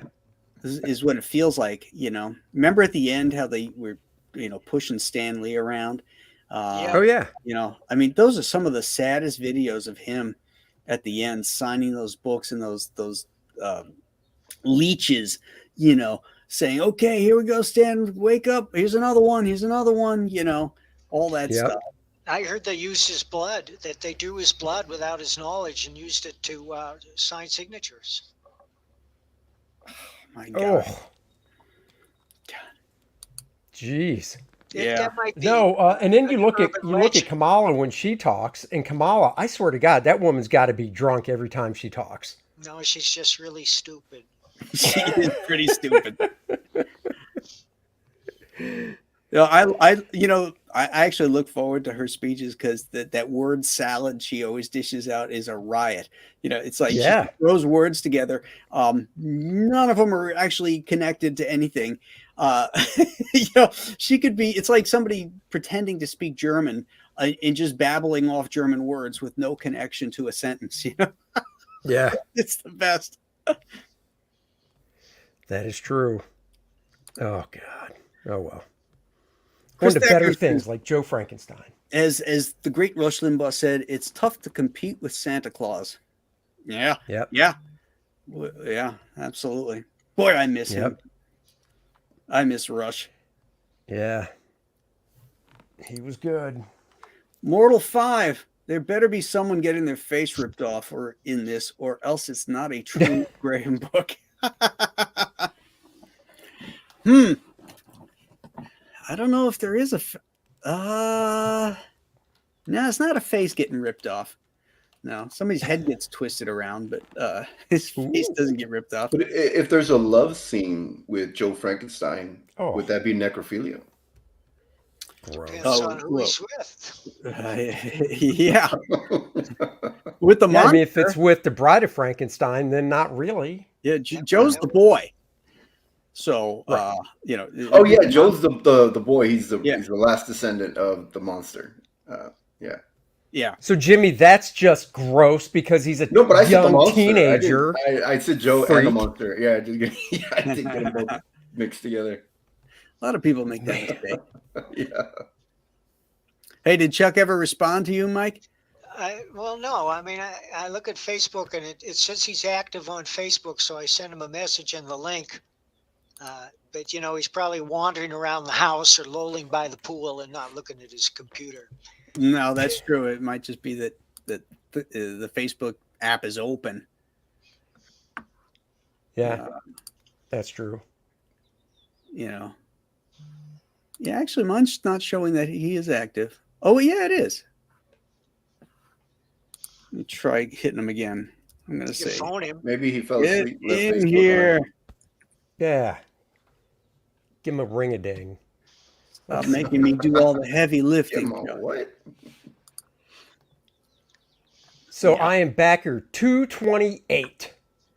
228. Wow. That's right. Now, what were you on the first one? You were pretty low, right? Yeah, I was pretty low on the first one, but that's because I was able to pop on right at noon and stuff. Yeah. Now, Fragga didn't get number one this time. No. Somebody else got it. But as he pointed out, and then I had to remind him of this, he's like, I got number 49. And I wrote back and said, dude, you are 49. Like his age. He is 49. I was like, that's the better number. You got your age. Oh, I got 228. I got Art's age, but Dan got 49. Wow. Is he 50 now? That was Nope, not till June. Oh, yeah, it's coming up. Because I know his birthday was near mine, but wow. Yep. It's like it's like right after the convention, right? Or just before the convention. Yeah, it's Monday after the Heroes Con. Yep. And that's when he's going to shave it all. So in Jersey, the week later, he'll be a clean-shaven man. Yeah. Be a businessman again. That's right. Yeah, the Garden State Art Fest is going to be amazing. It's going to be so much fun. That's a good show. It's in a good part of New Jersey. I don't know if you guys have ever done that show, but Billy and I did it last year. And, I do this Hawaiian shirt cigar whiskey fest at conventions. And so I tell fans to pack some Hawaiian shirts, bring a little whiskey, and we all hang outside and smoke cigars and talk shit. And it's a lot of fun. And this time we got a ton of people coming. A lot of CGers are coming, including, like Andy, Dan, Billy, me, Ethan, Cecil. There's a whole slew of pros and fans that are going to be coming to this thing. So we're probably going to get thrown out of this hotel. Nice. Somebody on the fourth floor is going to be screaming for us to, quiet down as we're sitting around the pickup trucks, sitting on the beds. That's right. pounding them. I don't have a pickup truck, but I have an SUV I could always back up if need be. Good enough. Oh, okay. Yeah. Yeah, he's got a Prius. He's got a little Prius he can back up and. Hey, Go you get shut on your the mouth. That's good gas mileage. You should come to Texas, Andy. It's required. You have to have at least one pickup truck in your driveway. Yeah, and it better have a gun rack too. That's East Texas. Well, I mean, the rest of us we have special cubbies. We hide them in. Hey, Mortal 5. I don't know where that link is now to be able to. You know how you used to post, pop the stuff to the top. Oh, wait a minute. That's right. That's because I have to do it on Facebook or YouTube. No, you have to do it on I got to YouTube. do it on YouTube. That's what it is. That's what I forgot. Okay, I'm on it. Thank you. Yeah, you got to post your own comment and then hit the 3 dots that says pin to top. Yep. I was having a brain fart. I forgot that I can't do it in StreamYard. I got to actually go to the. Who's been posting the link? Because you've been getting backers like crazy. But you know what's weird? You know what's weird in StreamYard? I saw this on Ethan's Monday. I'm seeing it on yours, but I didn't see it in Dan's last night. Under the chat, you have comments, and it has live and starred. Yes, that's new. But Dan's didn't show that. No? No. Oh. Like yours and Ethan's do. I wonder if that's definitely something new. Now, if you click star, does it show you everything that has a star on it? Or no, it shows you all the super chats. Yeah. Yeah. Okay. And links, I guess. Yeah. I wonder if I think starring is something you would possibly do. Yeah. Maybe. I don't know. I didn't do it for the super chats, but I did do it for the link because I thought, well, maybe the star is now the pin. Oh, so you can star stuff in there, but so it looks like super chats automatically go in that section. Yeah. Edit. All right, copy. I'm gonna do that. I'm gonna go over to our page here. Tell a riveting story, Andy. A riveting story. Well, in a world where nuclear destruction is upon us, one man rose above it all to take on the evils of the world. And then a cat jumped on his face and clawed his eyes out, and he died. Hey, my grandfather was murdered by a cat. See? That's all it took. It just murdered by a cat. That is How was he all it murdered took. by a Trigger cat? for me. The cat clawed his eyes out. Then once they fell out of his head, he stuck his little paws right into his brain. Kung Fu and style. just scrambled his brain and then pulled his bloody paws out and then went in the house. So Andy, took the crap in the litter box, and that was that. Cordrath, is it already finished? Cats, no, not yet.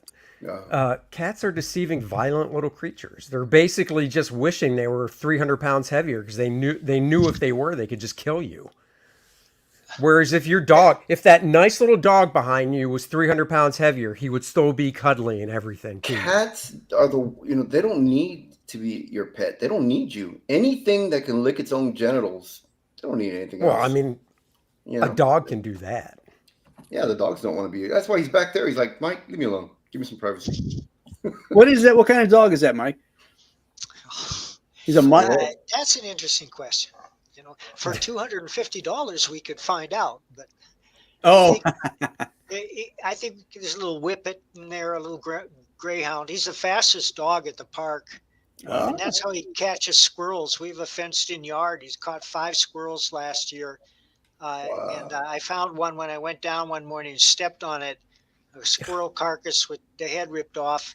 Yes. And I posted it on Twitter the other day. And I saw it. I saw that. They immediately closed my feed and said, this goes against our standards. So Bob can't show his squirrel. Wow. Really? I'd be wow. happy to show you the squirrel if you like.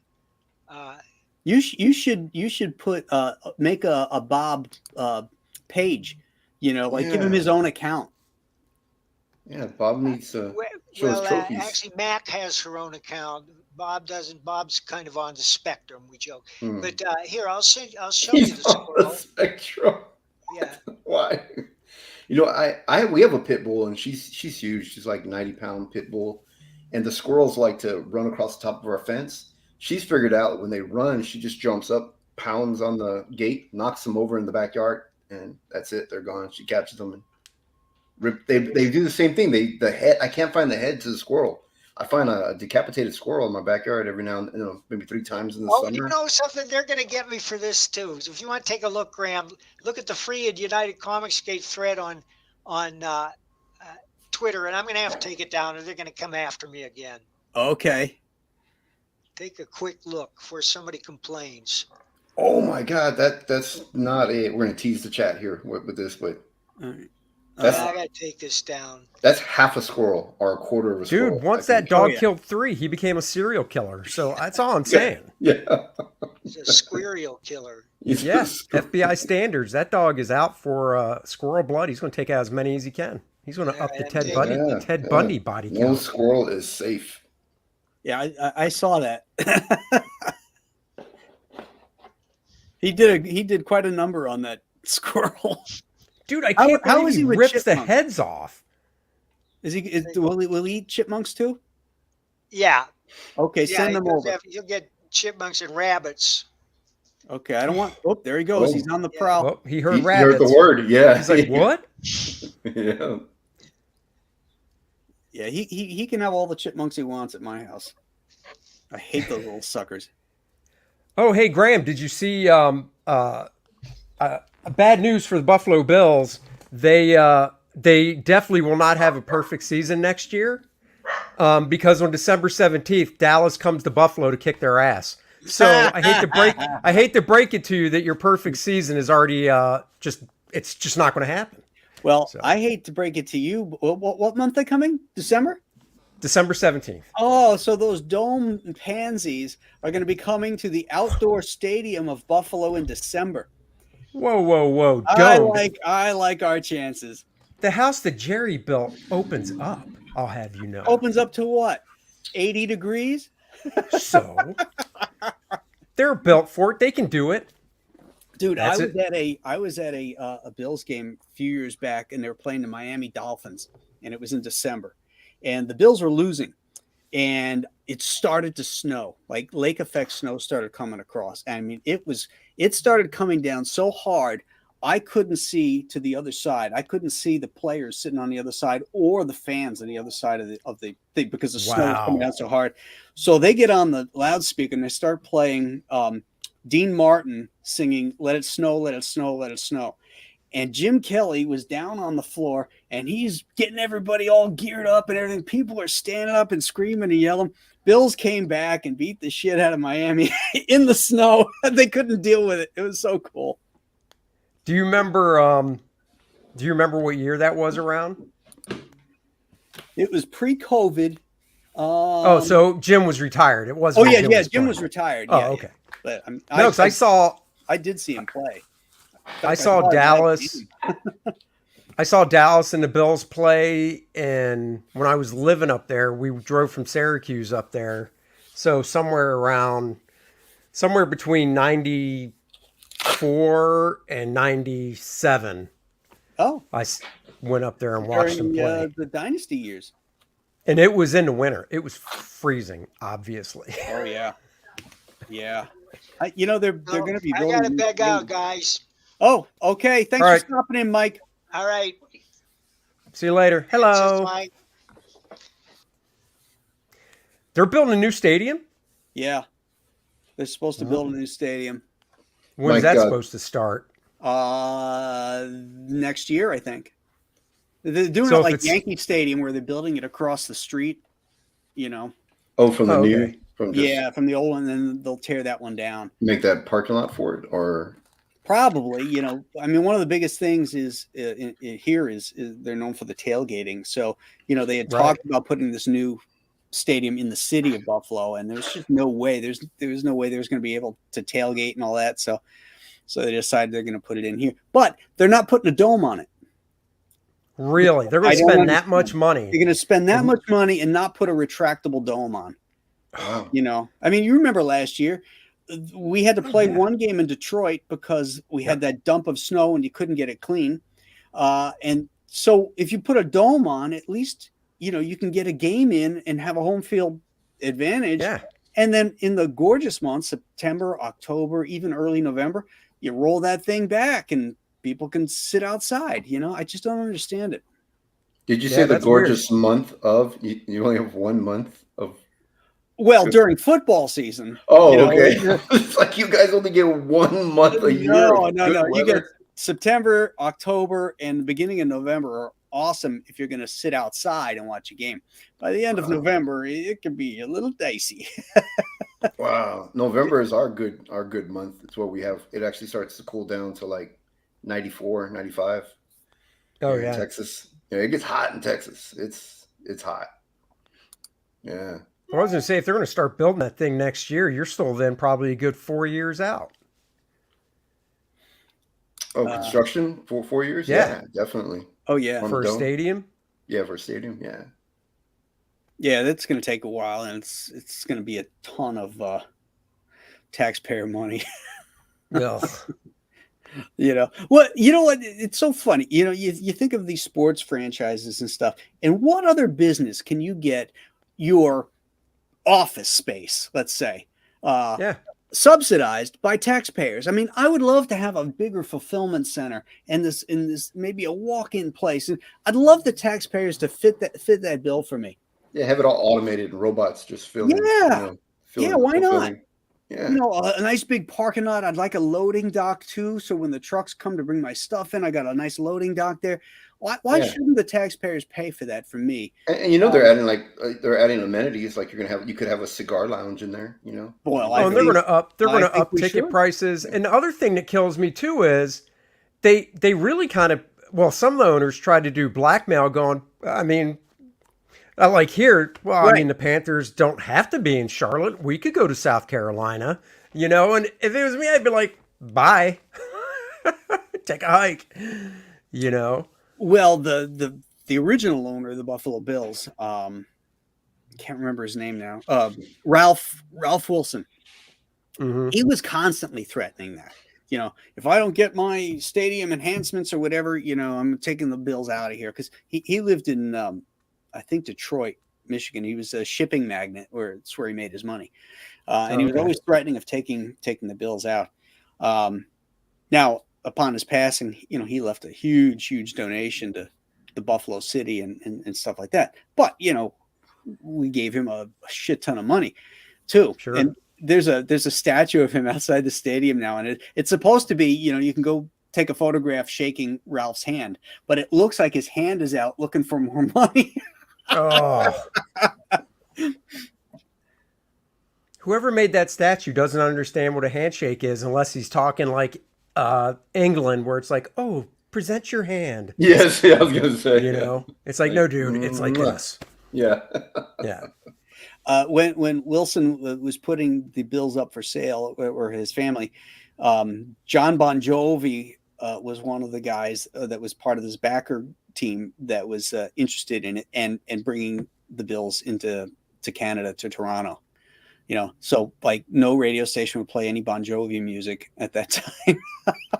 Oh. Yeah, they said, fuck you. We're not playing any Bon Jovi music. We're not taking the Bills to Canada. And then a local guy, Terry Bagula, ended up buying the Bills. He's a multi-millionaire, made his money in fracking and gas and oil and stuff like that. So he owns the Bills and the Sabres actually now. Oh, damn. That's Yeah. cool. So there was a point where they were talking about it, but thank God we decided not to. Yeah, I never want to see football expand into Canada. That's like, I'm not a baseball guy, but Major League Baseball and stuff, and there's teams in Canada, and it's like, get them out of there. Have your own league. What about hockey? I mean, hockey, started in Hockey. Canada. Well, You yeah. gotta get. I'm you not a gotta hockey get- fan. no. Billy's not here. Graham, we're talking real sports. I'm not a hockey golf, guy either. volleyball, no, none of that stuff. Yeah, hockey lasts too long. People say baseball lasts too long, but I like Well, baseball. they changed in the game and changed. Yeah, the but rules hockey has a recently time for limit baseball. on it at least. Yeah. Baseball, there's no stinking time limit. It's just like, okay, 9 innings. Well, that's the time limit. You play 9 innings. Right, but But that you could know what take- else baseball doesn't have? Ties. If you have a tie in the 9th inning, you play to 10 innings, or you play to 12 innings, or you play to 20 innings. Somebody's going to win that game when it's over.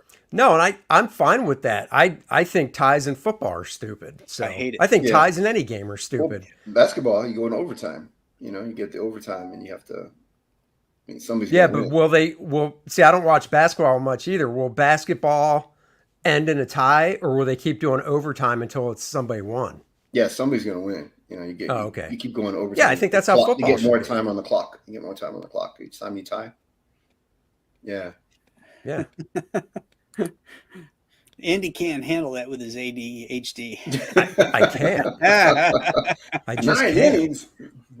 Well, the thing is, like, I can go see any game live and have a good time, but honestly, football is the only one I can watch on TV and enjoy. Oh. I've tried watching basketball, nothing. Baseball, nothing. Hockey, nothing. But going to them, I've been to every sport live, and they're fantastic because it's just a different atmosphere. Well, for me, I can watch. Only one I can watch. On television is the Spurs. It's like when my team's playing, no matter who they're playing, I can watch that because I feel like if they win, I feel like we win. I don't get anything. Out of it, but I get to brag, I guess. But Exactly. Yeah. a tie is like kissing your sister. I thought you guys would get a tie and then a hug at the end. All the players hug afterwards, Yeah. with the tie, It's a group hug. You guys did great. Pat on the back. Everybody gets a trophy. That's right. All right, let's see what we got here. Woo! Nice. 230 backers, $13,160. Beautiful, beautiful. Rolling, man. The monster Nice. is on his way. Yeah. Oh, cool. The Monster and Little Joe.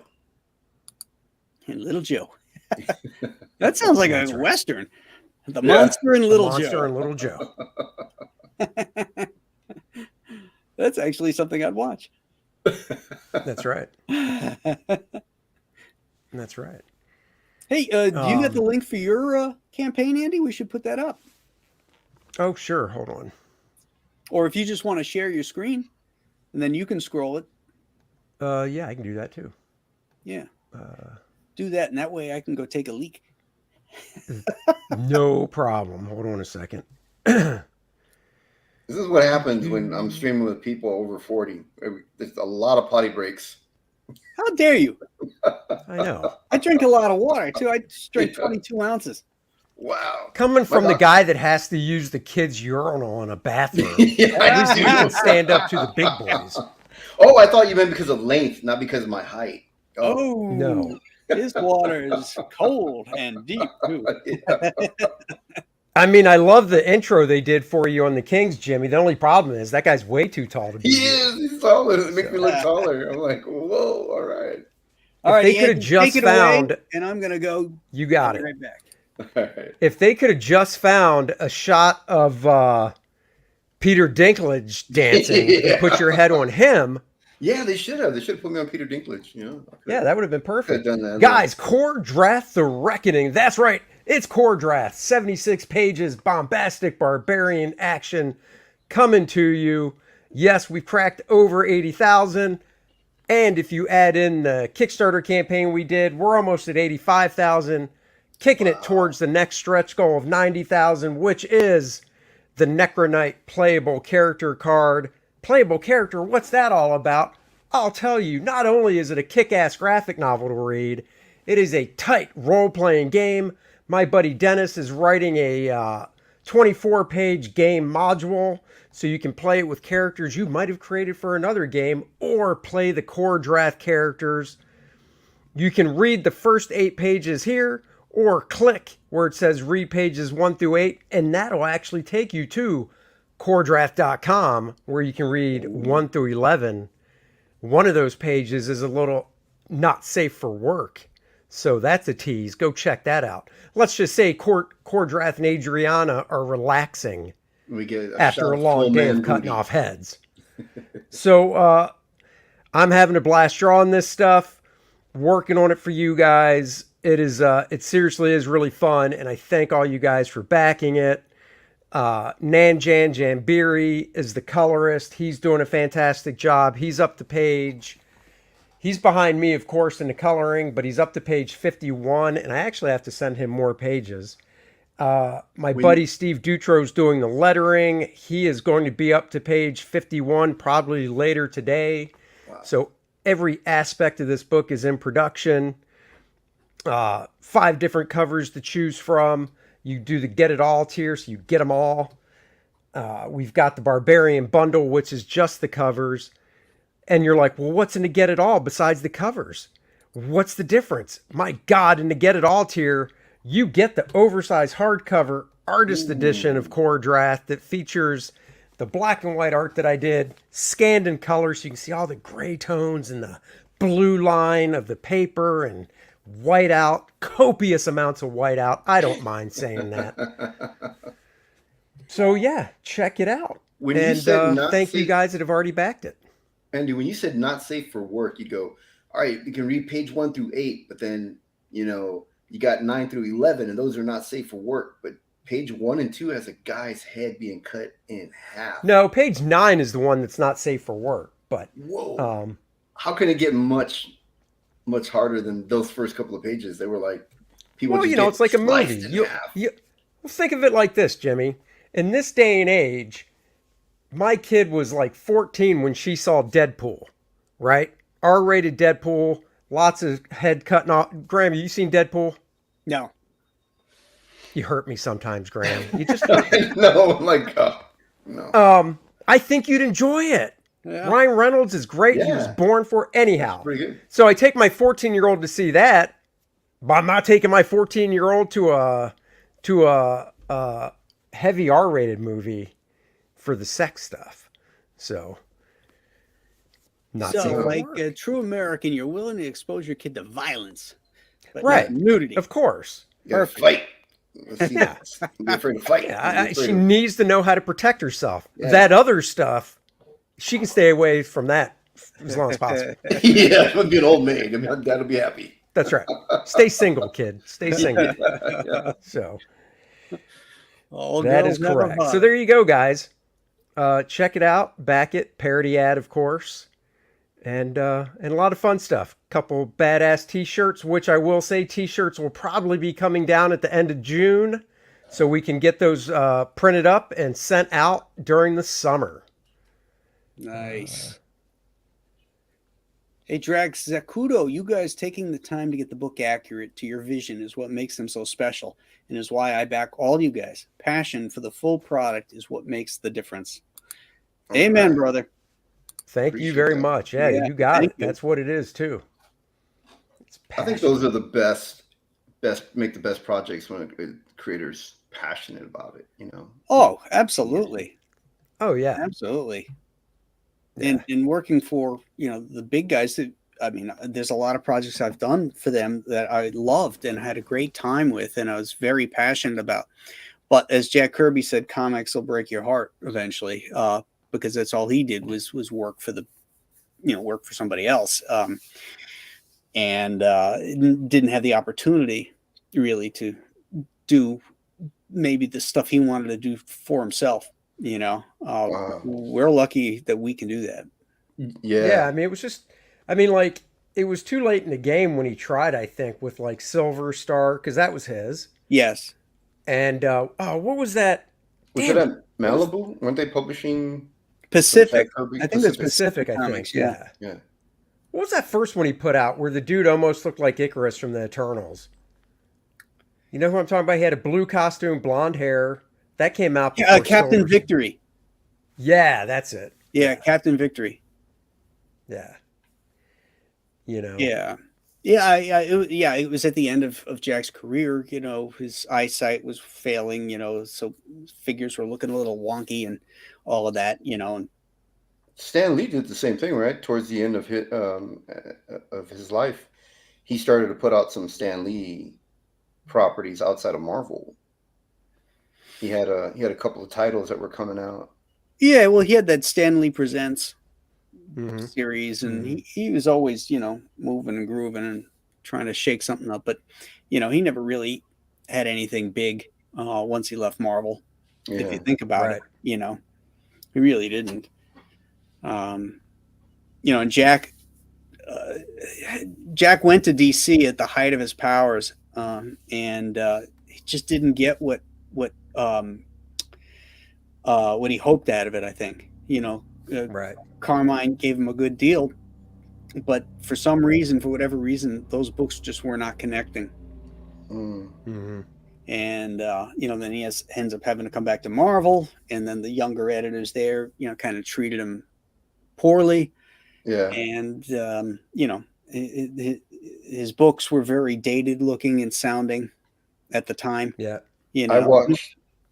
Speaking about like younger generations, that reminded me. I watched a video on YouTube recently where this really nice young man interviews Rudy Nebres, and this was like a few weeks ago, and he's interviewing him, but he has no idea who Rudy is, and Rudy has this portfolio in the front, and this kid is just like, oh, and this is something you drew there, and that one, and he's flipping these pages around like, do you realize like that's Rudy Nebres art? You're just like turning around, and he's like, and what stuff did you do back then? And he's interviewing him like he had no idea who Rudy was.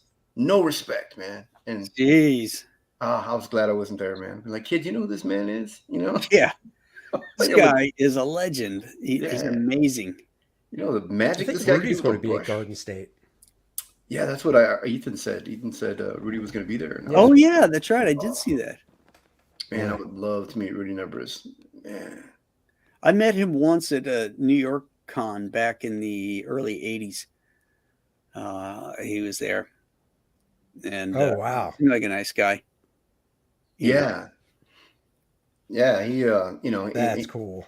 He's he still struggles with some English, but he seems like a really nice guy and super nice. Is he Filipino? Filipino, yeah. Yeah. Yeah, and just watching this kid go through the way he treated his art and his portfolio, I was it was heartbreaking, man. I was like, oh my God, no. Yeah. Oh. But you guys remember Basil? You guys remember Basil Gogos? Yeah. The painter. Mm-hmm. He did a lot of the famous Monsters of Film and covers. Mm-hmm. The really bold colors and stuff, but beautiful oil paintings and stuff like that. I met him at a Monster Bash one time. What a nice guy. Wow. Who was this? I haven't seen his work. I want to see Basil Gogos. Wow. Was it Basil? Yes. And then Gogos. Yeah.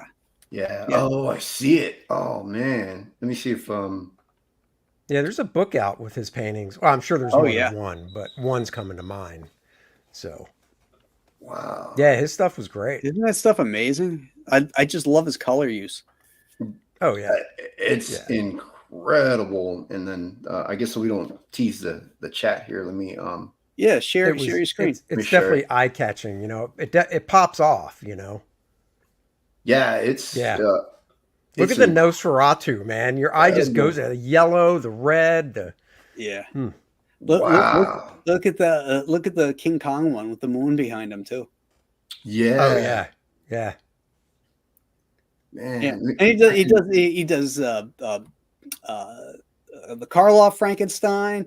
He's got the Karloff Bride of Frankenstein. He's got the Glenn Strange Frankenstein.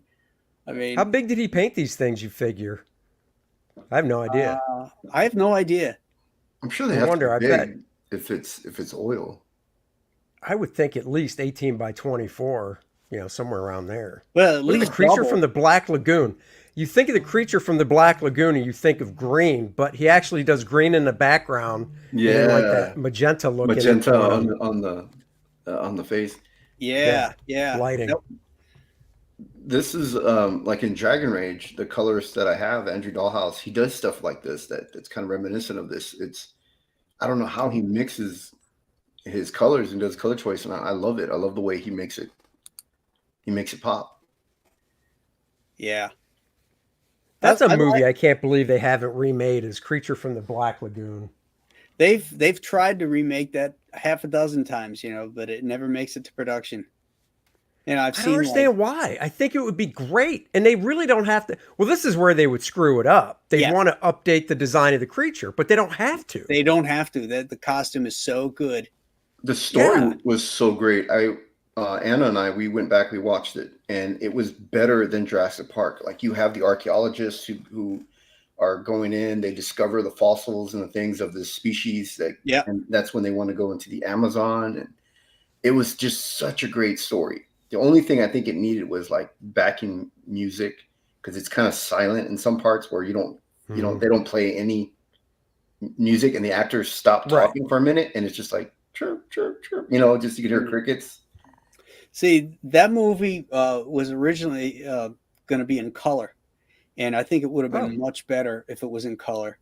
But at the time, the 3D technique was all the rage, and so they decided, do we do it in 3D or do we do it in color? Because you couldn't do both; it was too expensive. And they chose 3D. And so you've got all this beautiful Amazonian lush fauna and water, and the green water and stuff, and the character, the colors and stuff would have been amazing. Yeah. And yet now it's in 3D, and hardly anybody ever sees it in 3D. You see all these bubbles coming up at you, but it's not in 3D. It's like, who cares? You know what else? What was really amazing about that movie and on the screen was Julia Adams in her bathing suit. I met her. Really? Oh my gosh, she's from Texas. She's Texan. Is she? Yeah. She's from, I think, Dallas, Texas. I think. Oh, cool. Yeah, I met her at the same Monster Bash that I met Basil Gogos. Wow. Yeah. Oh, that's cool. Yeah. And the guy who played the creature from the Black Lagoon, there was actually two guys that played him. One was Ben Chapman, and he played the creature on land, and then Rico Browning played the creature swimming. And the reason was because Rico was like 6 foot, maybe 6'1", something like that, and Ben Chapman was like 6'5", and they wanted the big guy to be the land guy because he's going to be interacting with people while walking, and they wanted him to be more imposing. So, wow. Yeah, I was going to ask. I mean, the dude's total. It's almost like the Mandalorian. There's no point behind having Pedro walk around because you never see him. They could voice over his stuff, but with the creature, why wouldn't they just use the same guy? But it makes sense, the taller guy. And I assume he just wasn't adept at swimming and stuff. So, Julie Adams, man. I mean, Texas best, I think. She has those Jennifer Connelly eyebrows. Right? Yeah, I was thinking she does. So Jennifer Connelly, that hair and everything, man. She was beautiful, beautiful woman. That would have been great casting like 25 years ago, Jennifer Connelly. Yeah. In that role. Yeah. There's a sequence in this cave where the creature picks her up, and as he's carrying her, Ben Chapman couldn't see out of his mask, and he whacks her head against the side of the cave, and she needed stitches. And there's a great behind the scenes shot of her sitting down and the medic, applying the stuff to her, and then all the actors are standing around, including the creature, who's got his helmet on and everything, and he's all bent over, and he's like looking very concerned. Oh my God, that's awesome! It's really great. Wow, dude, I love behind the scenes stuff like that so much when it comes to movies, when it comes to magicians, seeing how they do it. Oh yeah, I just love that stuff. Magicians, especially. I love to see how magicians do stuff. Yeah. The guy who created the Shadow, Walter Gibson, was a gifted magician. He was a friend of Houdini, and he wrote a book. Yeah. He and Houdini were friends because that's how far back he goes. And he wrote a book about Houdini and his tricks and all that kind of stuff. So anyway, in the 1970s, my brother and I are at this convention in Orlando, and we're kids. And Walter Gibson was one of the guests, and he was in his 80s at the time. And so he's going to do this little rope trick for everybody. It's one of those type of things where you tie the rope in a knot, and then you take a pair of scissors and you cut it and everything. You throw it into a hat and you pull it up, and the rope is all there and all that kind of stuff.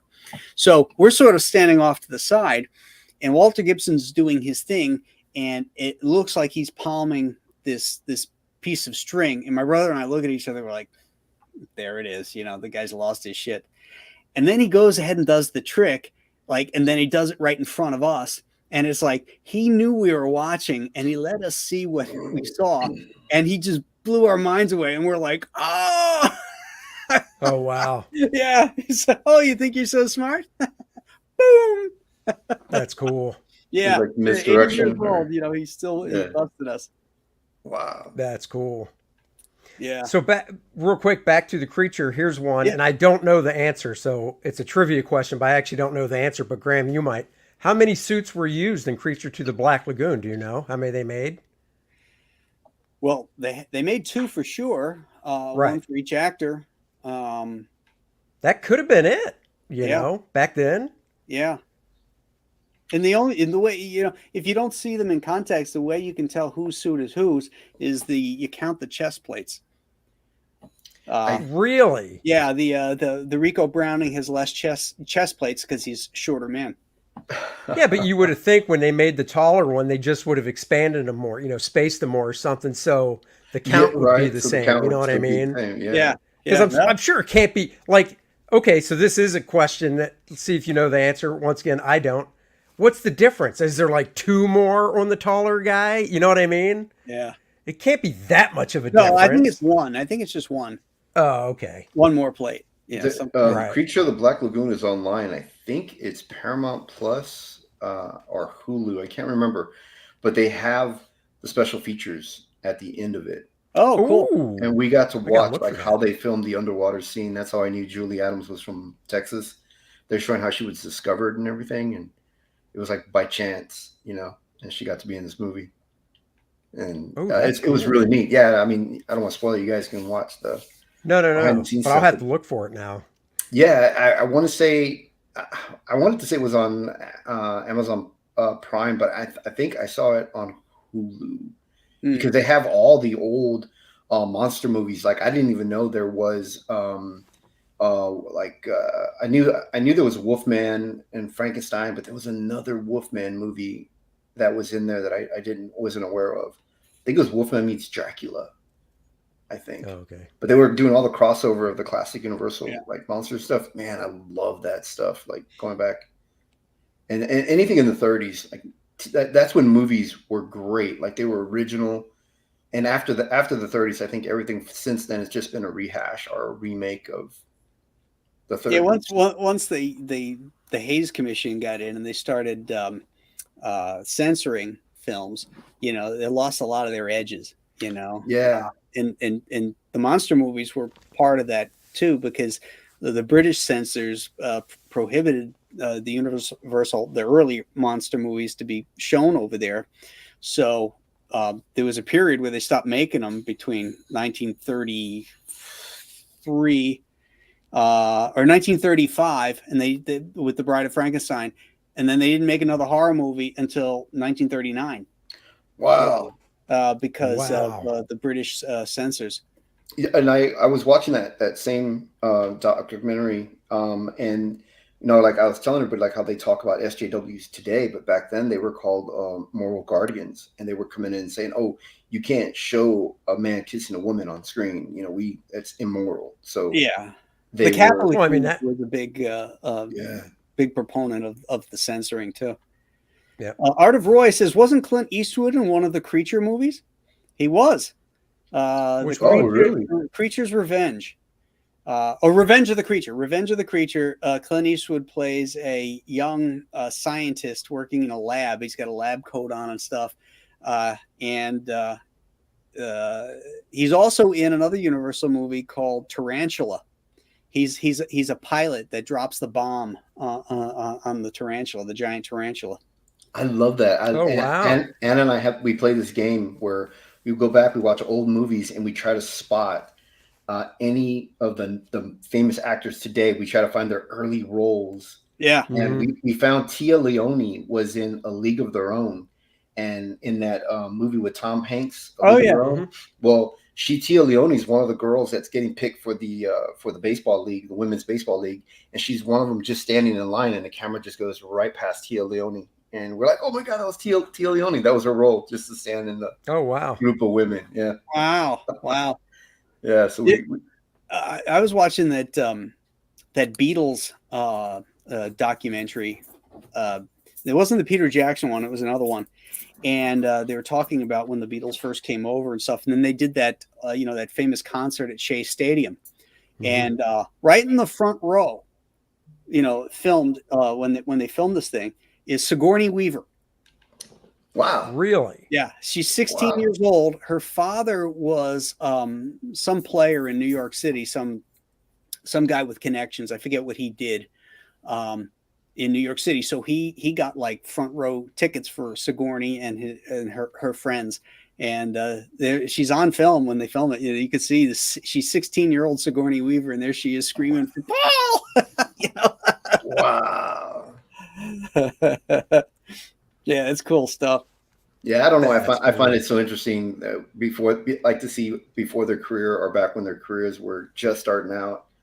I love to see that, find out about actors and stuff, I was watching this special. It was a 2-hour special on Elizabeth Montgomery, the woman that played Bewitched. Oh, yeah. And I, as a kid growing up, obviously watched the show on reruns all the time. I remember the two Darrens. The two Darrens. The first one had to quit husbands. because of back problems. Yeah. He was on so many painkillers and stuff. He just couldn't do it anymore. I'll be right back. I got to go let my dog out. She's banging at the door. She's going to take a dump on the floor if I don't. Hold on.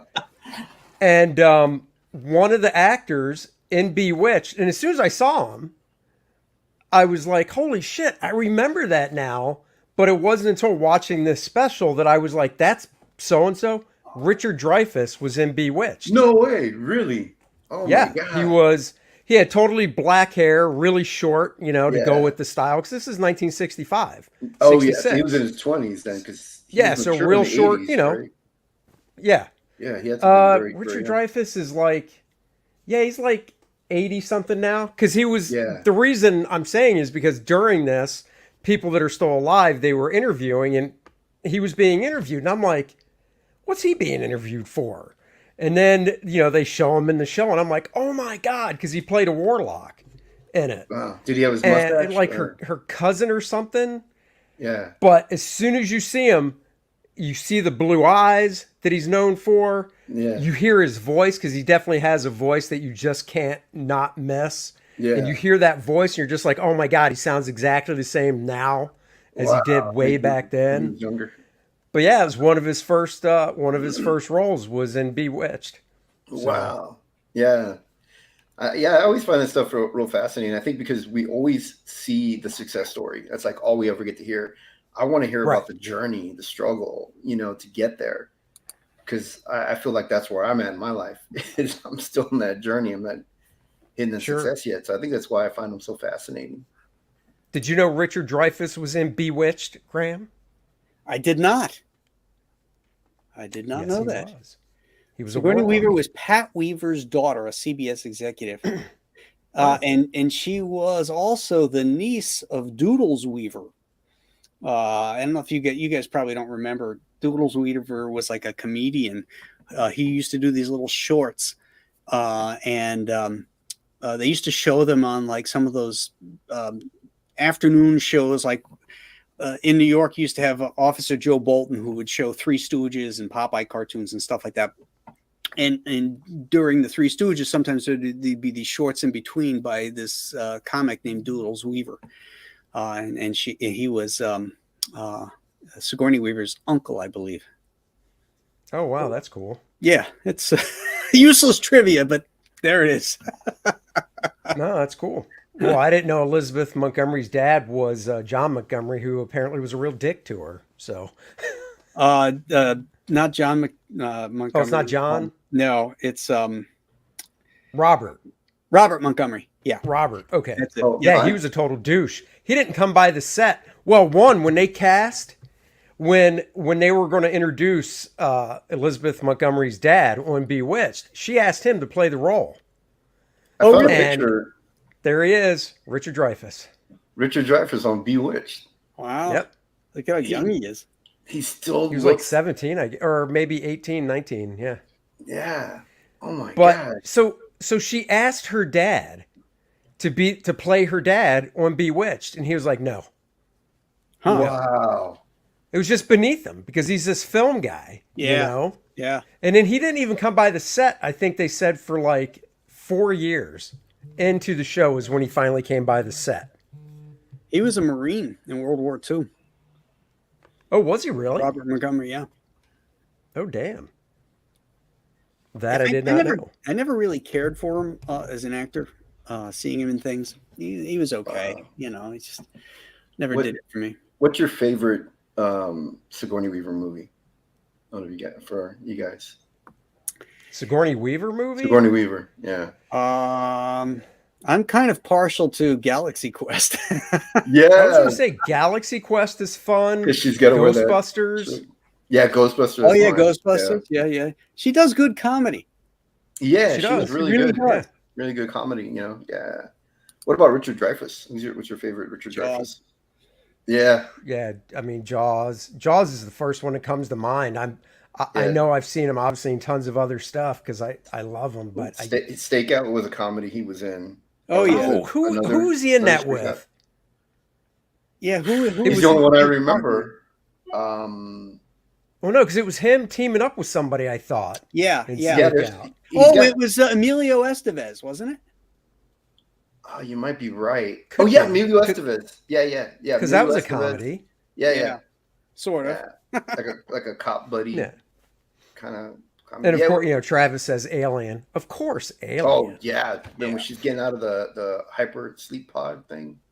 Yeah. That's what I remember from Sigourney Weaver. Yeah, there's not too many Oh, yeah. people that are Robert Mitchum. Let's face it. Old Mitch. Yeah, was that's great. true. He was badass. Oh, yeah. Mortal V says Jimmy wanted to say Heartbreakers because that Jennifer Love Hewitt in that beginning scene. I never saw it. Heartbreakers, yeah. I don't think I have either. Oh yeah, no, I was. I think I was a teenager when that came out. I was still in high school. What was it? Late night? Or no? Wait. 90s. You said she was a teenager. No, I was a teenager. I think when Heartbreak came out. With Jennifer Love Hewitt. With Jennifer Love Hewitt? Jennifer Love Hewitt's not that old. Isn't she? I think we're the same age. She's in her 40s. Well, like she is now. Yeah. You know, she's. Yeah. Well, she's in her 40s. You Oh, think? wait, are you only in your 40s, Jimmy? I can't remember. Yeah, I'm in my 40s. Oh, okay. All right. Maybe she was. Maybe she was. I look and talk like I'm way older, but I hear you. I'm only in my 40s, you know. Okay. Yeah, but when my grandbabies come over, Jesus Christ, I feel like I'm in my 80s. They want to run around and do stuff. I'm like, let me get up. All right. I can't imagine. Can't keep up with them. I'm like, jeez. I might just do that, Mortal V. It is research. Let me go to my private browser first. Hold on. That's a good one. Jimmy knows only horrible movies. Was he abandoned in a block? Yeah, my parents left me in a Blockbuster. Every kid got to go to summer camp. I had Blockbuster. Yeah, that was it. That's right. True story. Well, I was raised by my sister. So my sister worked at a movie theater. So I would go with her to work in the summer. So I wasn't left by myself. And she would give me tickets to go see a movie. So I would, while she ran her shift at the movie theater, I would get to see about 2 or 3 movies. Mm-hmm. So I saw everything from Fried Green Tomatoes to Jurassic Park.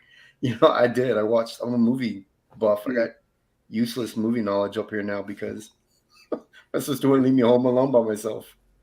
God, if I had control of this stream, I'd kick you for saying you watched Fried Green Tomatoes. Fried Green Tomatoes. Because that was the only movie. She was like, "Go watch another movie." I was like, "She's like, I still got 2 hours of my shift." Just tell me it's because puberty didn't hit yet and your balls didn't descend. So that's that's what it was. Yeah, we're done with that. Fried Green Tomatoes. What the Jesus? Now I will say, and I can get heat for this, and I can take it. Tomorrow night, I believe Dennis and I are going to go catch Fast X. So the new Fast and Furious. Oh no! Are you serious? Where are they going to go now? They're going to go to Mars or? No, they just keep adding to the cast. Jason Momoa is the bad guy in it now, and Charlize Theron is back and John Cena's back. So Yeah, but the Jason Momoa in Fast X is like 50 pounds heavier than the Aquaman Jason Oh, Momoa. oh really? yeah, He's gained Like- a lot of weight. Oh, no kidding. he's more dad bod than superhero bod. Yeah, he's Yeah. dead. No bod right shit. now. I haven't seen any Friggin- pictures of him. That's interesting. Yeah, Yeah. He's tells got that them- Samoan blood, right? Isn't he like Hawaiian or Samoan? Those guys I can think pack it so. on. He pretty started on Baywatch, right? The 90s remake of the Baywatch. Did Or he the early really? 2000s. Yeah. Jason Momoa was I didn't know on that. Baywatch.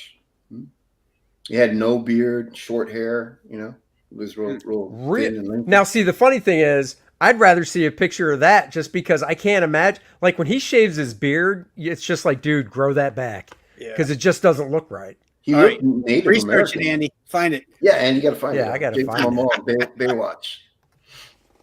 Yeah, it was I had no Baywatch idea. Hawaii. Baywatch Hawaii. Because I remember that we said Samoan, so I guess he was. Yeah, he got the he's Hawaii Hawaiian, But Holy crap. role. Hold on, I'll share the screen in a right. second.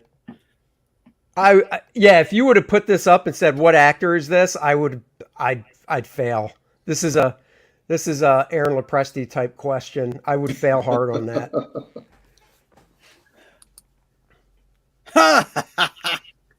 Seriously. He looks like Just be- Latino right there, right? He looks like he's Latin. Yeah. so what year is this? Is this is it from the 2000. Baywatch show? Yeah, Baywatch. Well, it's Hawaii. the reboot from like 20 some years ago, not Yeah. the David Hasselhoff one.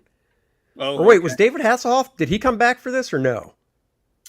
No, I think this was Baywatch Hawaii. I don't know. Maybe he did Oh, like okay. I never looked at any of them, so I don't know. he may have made an appearance, but I don't think he was really part of the regular cast. There was a couple of more actresses and that were part of that cast that are known too, but I'm drawing a Yeah, and blank he was in the now. God Awful Conan movie. That I remember, and I also remember Stargate. Yeah, Stargate. Yeah, I remember that too. Yeah, and the Yeah. Conan movie that I pretend doesn't exist. Yeah, that was Oh. not good. What a letdown. Yeah. Even though there was nudity in it, I was still Even though. I'm not gonna go watch it. Like man. No, Wow. no. Let's do a refresh here. See where we're at Yeah. with the self-made man here. All right, so we're Made, man. 244 backers, and that yields to 249. Okay, a few more. Very nice. Get in there. Be the one that hit 250. It I could know. be you. Get it. There's Yeah. I always like to do these things at lunchtime, and because I find that folks take a break from lunch, they look forward to it and stuff, but then they got to get back to work, and so a lot of them that got the secret perk link because they signed up, they won't be back until tonight when they get home from work. Yeah. Oh, yeah. So that's why I do this during the day. Make it a daytime event, and those that can listen during the day have a good time, and they can get in early and stuff. But then there's usually a bump at night. So when people get back from work, and I think Ethan said he might be going on tonight about talking about it. So maybe if I'm not streaming myself, I'll hop on his show. And Chuck did write back. He thought it was supposed to be tonight, and not this afternoon. So he said, "Oops, I thought it was going to be this evening. I'll go on Ethan with you." So Oh, cool. I don't know if Ethan's doing anything or not, but so that's why Chuck's not here, guys. Yeah. Well, Ethan did say in the chat because I'll help tonight. Yeah, he did. So, That's another cool. one. Boom. Hey, There it is. You got from 49 to 52. All right. Yeah, that's good. Much Heck, appreciated, Coming- everybody. Coming in. You guys are the best. That's cool. Dan says I listen while I work, but can't comment. I think he meant comment too much. Yes. He can't comic either. He can't. Hey, here's a bro. Congrats, Graham. You're killing it, bro. Thank you, Art. Coming from the original artist, the first That's of our kind.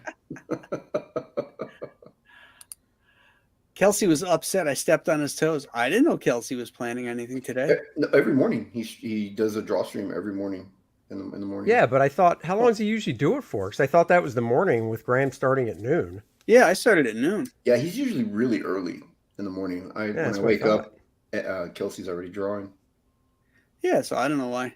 I don't think it'd be a problem. Yeah, but I'm sure he said he was joking right after that. Oh, of course. He said, I'm just teasing.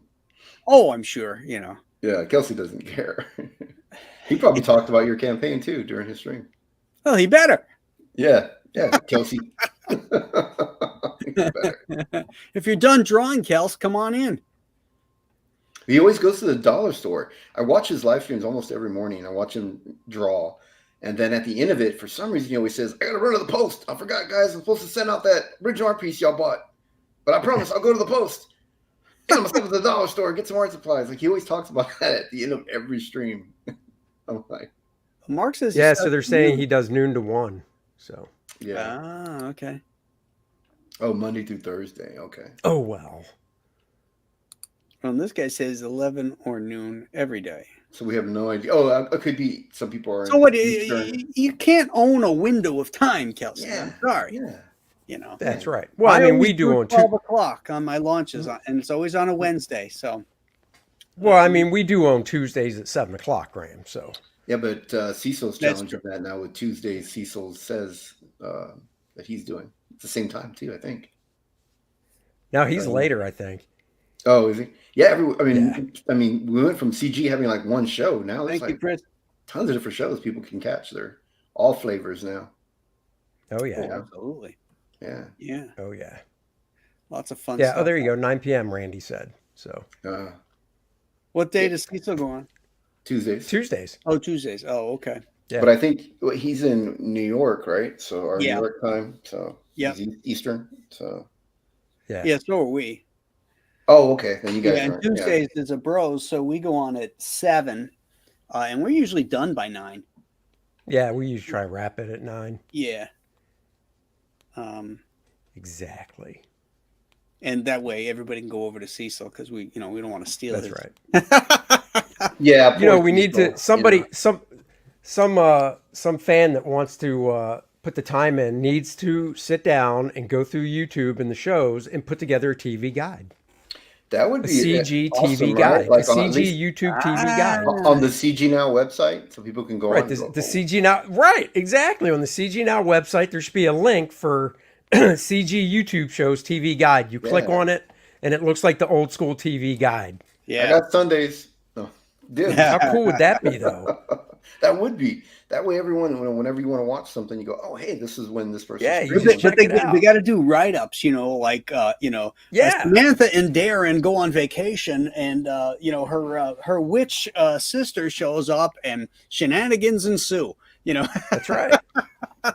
Like those old TV guide write-ups. Oh, Chris Thacker says, "Hey, you stole his idea of go up one more his previous comment." See my previous post. Yeah. Where he says you guys should. Oh, there it is. Google Calendar. Yeah. Yeah. Sorry, Chris. Andy didn't know. We didn't know and we thought we came up with it. Andy, we're like, yeah, we did.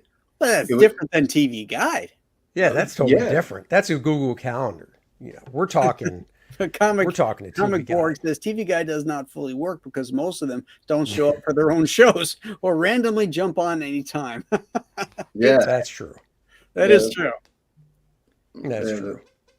It would be tough. We'd have to stick to the schedule because I'm one of those too. I just, whenever I feel like firing up a stream, I just go, I'm going to stream. Yeah. It's kind of nice when you do it like that because then you don't feel the pressure either. Like if something, let's say something comes up in the news or something about comics is very current, it just comes up and you're like, oh, I got something to say about that. You can just pop right on and start talking. Yep. Yeah. And, it's not like the only thing just for me, at least, is I always try to make up a little banner thing for the YouTube thing.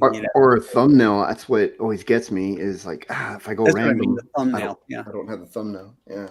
Yeah. You can add it in later, of course, but yeah. Gotta do thumbnail. I gotta do the tags. Gotta do all that stuff. Yeah, and then you got to do a little post about it. That's right. Yeah. You But got to it's a lot get it of out work. to not only the subscribers, but you got to get it into Twitter and Facebook and all that stuff. So then I just end up not streaming. I just go, Yeah. This is too much work. I'm not doing this. yeah. No, It's true. Yeah. but I mean, That'll do drawing. Now that I'm like after the campaign, now it's time to get the work. It's finding the time to stream, but I want to stream. Because Yeah.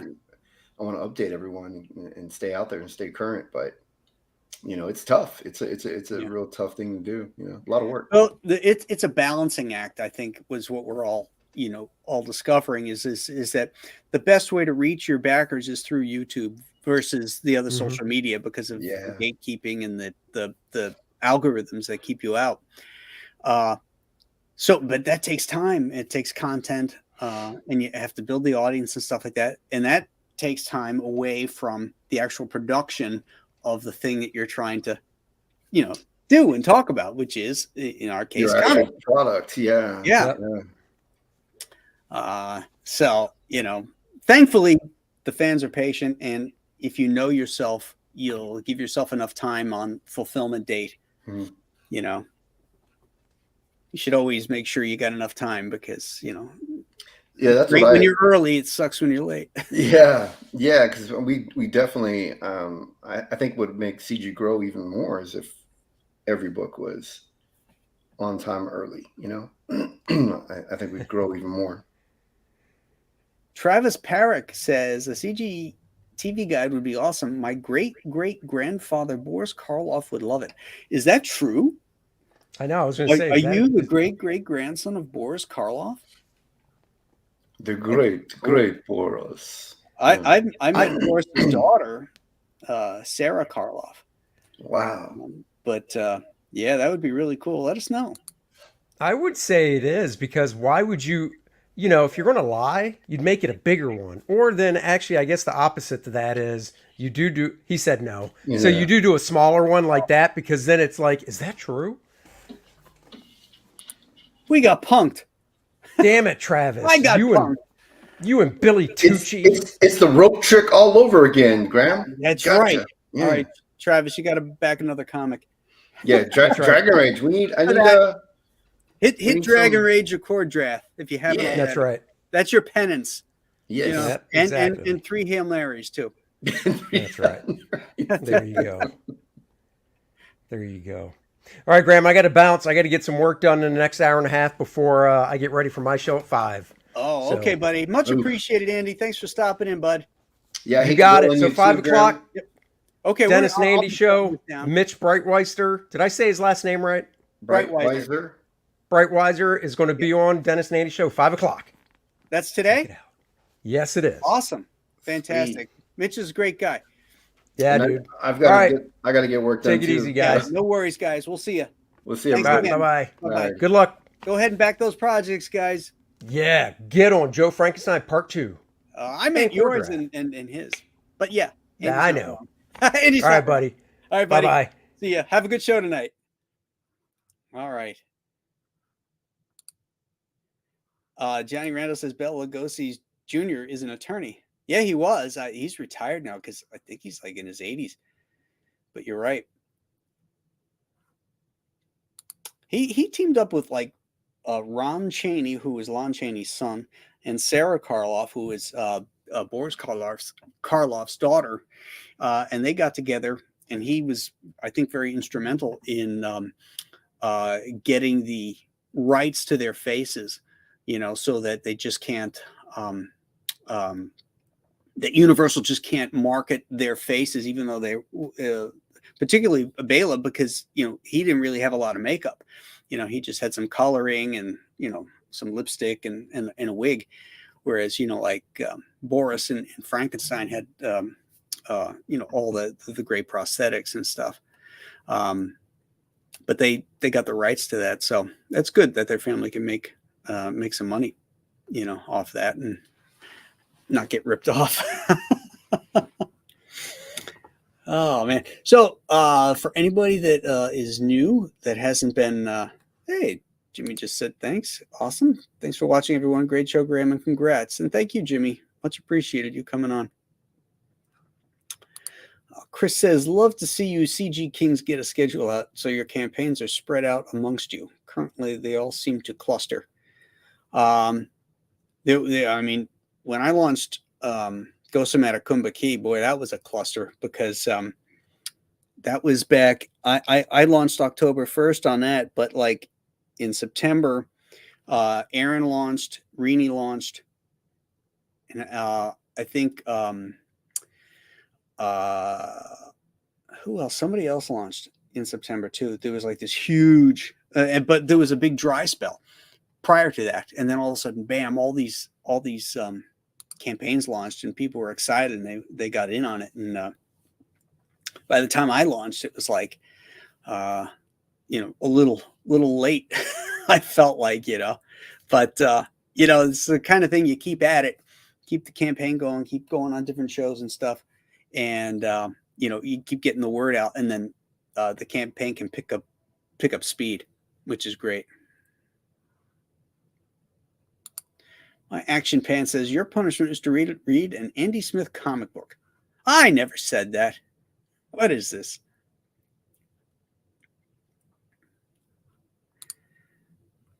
Now it's a Graham Jam. I said it the way people say it, but it's actually Graham.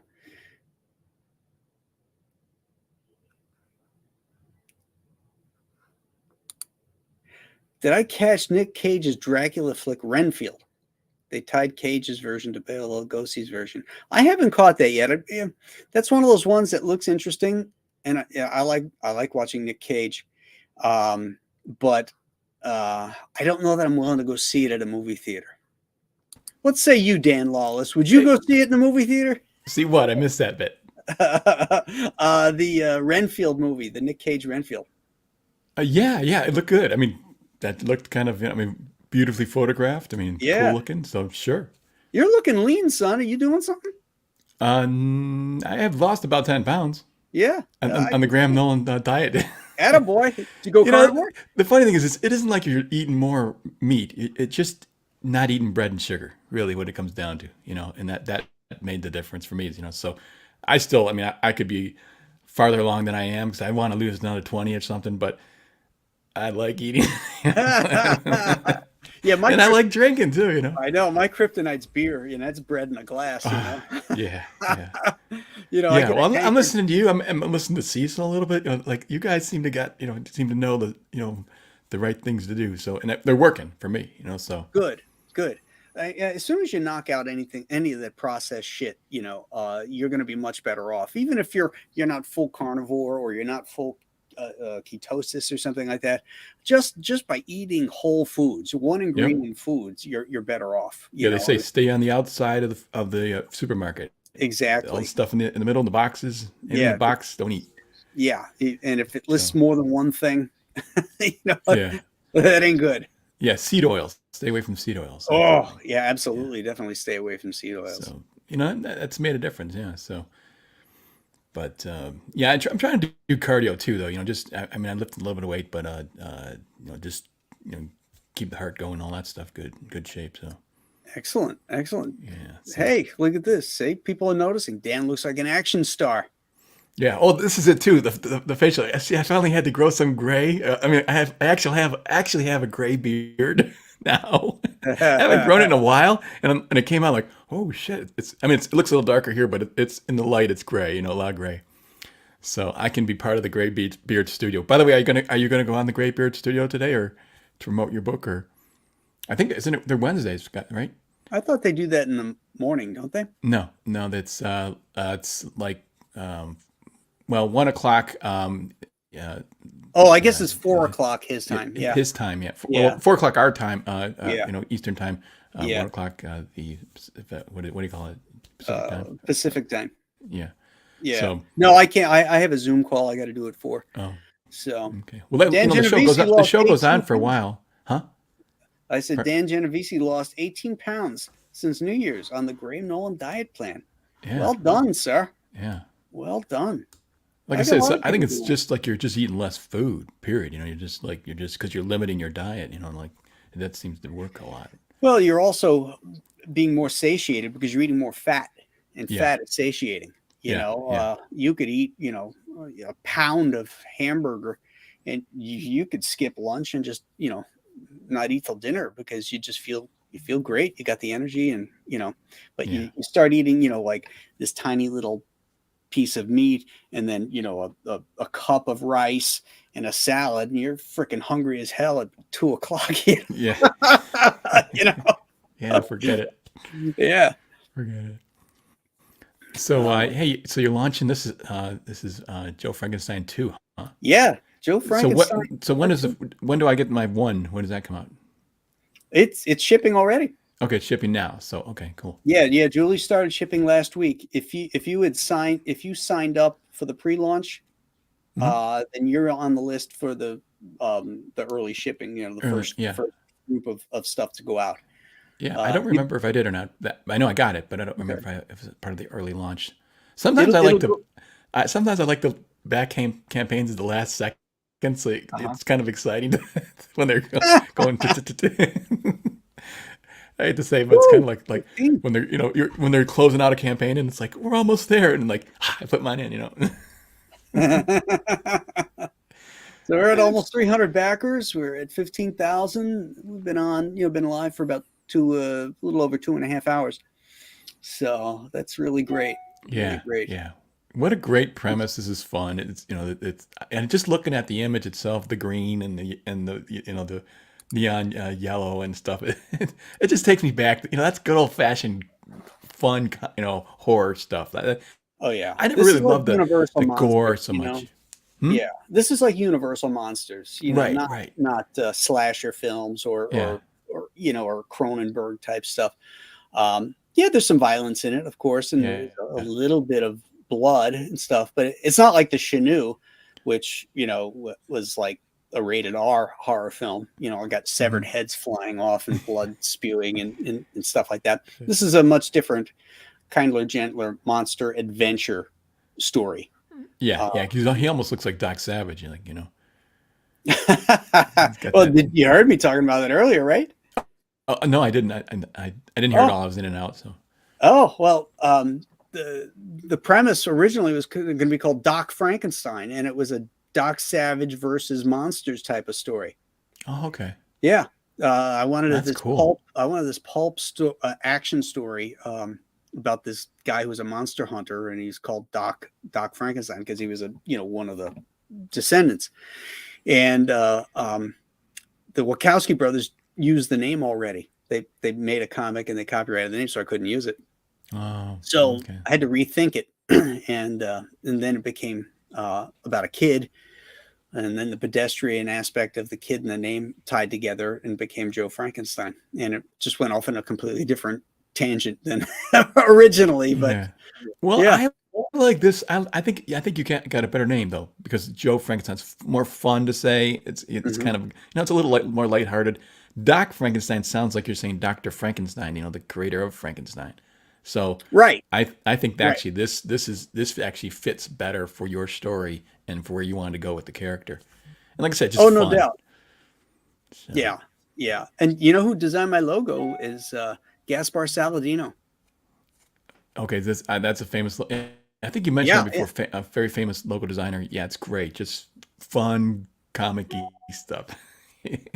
This is what comics should be. They should be. Throw all this political nonsense away and whatever social engineering. It's just nobody wants that. I mean, are they asking these different peoples that they're appealing to? Did they ask them if maybe they like the comics as is? I always wonder about that. Like, hey, I like. Black Panther as Black Panther. Don't change him to white. I want him black. You know what I'm saying? Like, I like the character. They would to be never the do that. Yeah. Well, I'm just saying like that's just spinning it around to get a good perspective. It's like I just because you're not that person doesn't mean you don't enjoy that character. And Thor as Thor, not as a girl. Right. There's probably a lot of maybe girls who just like reading Thor, but they don't want to read girl Thor. That's why they're they like the character as it is. Why they're buying it. So yeah. I imagine it's not very many girls. Yeah. For anybody who hasn't, who is just jumping in or they're catching the stream later, let me share the video here with you guys so you can see.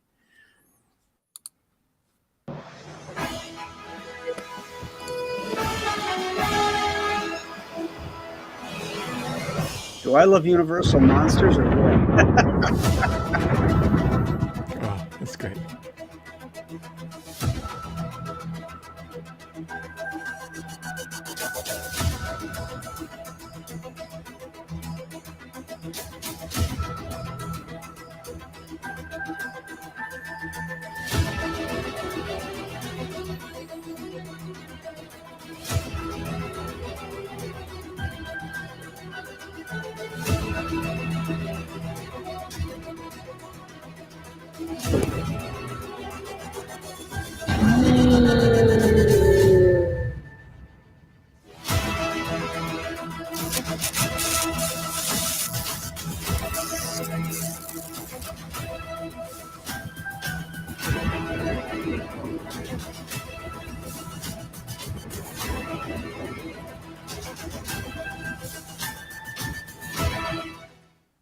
All right. Awesome. Way to go. That is a fun little video, I got to say. Yeah, that's great. Now, who made it? Oh, geez. Well, they did a great job. Whoever it was, it's Yeah. fantastic. Oh, I mean, yeah. it looked. I mean, where did they get? Yeah, Nick Roche. Nick How Roche. did they put together that universal thing in the beginning, like that Earth? I thing? know. I don't know. Did they- I because- told him that I was looking for something like that if it was possible, Yeah. with the airplane flying around the globe. Yeah. And he did it. And Yeah. it's like, oh my God, this is amazing. Yeah. So much I fun. want to read this book though. Because until I read a book, I don't feel I'm totally dialed into the character. Like when I first started, you were doing this character, and I remember I sent you that one sketch, whatever, big. Oh, yeah. But I had bolts on it and stuff like that, and I was like, and I realized, oh, you don't want bolts. This is it's a slightly different Joe Frankenstein. It is more of an adventure Frankenstein, and it's not the monster. So I didn't quite get that, but I'm getting now that I'm hearing more about it, I'm getting it. That's why I want to read it so I can go. Yeah. Because when you read it, you really you get excited by it. That happened with Cyberfrog until I read Warts and All. I couldn't draw Cyberfrog. I just didn't have it in my heart. I was like, I don't know what it is. Sometimes there's that mystical kind of undescribable kind of a source that gives you that ability to draw something correctly. To kind of get the soul of it. Well, that's a damn hard character to draw. Yes. I don't know how Ethan can do panel by either. panel by panel of that character because I've drawn him a couple times.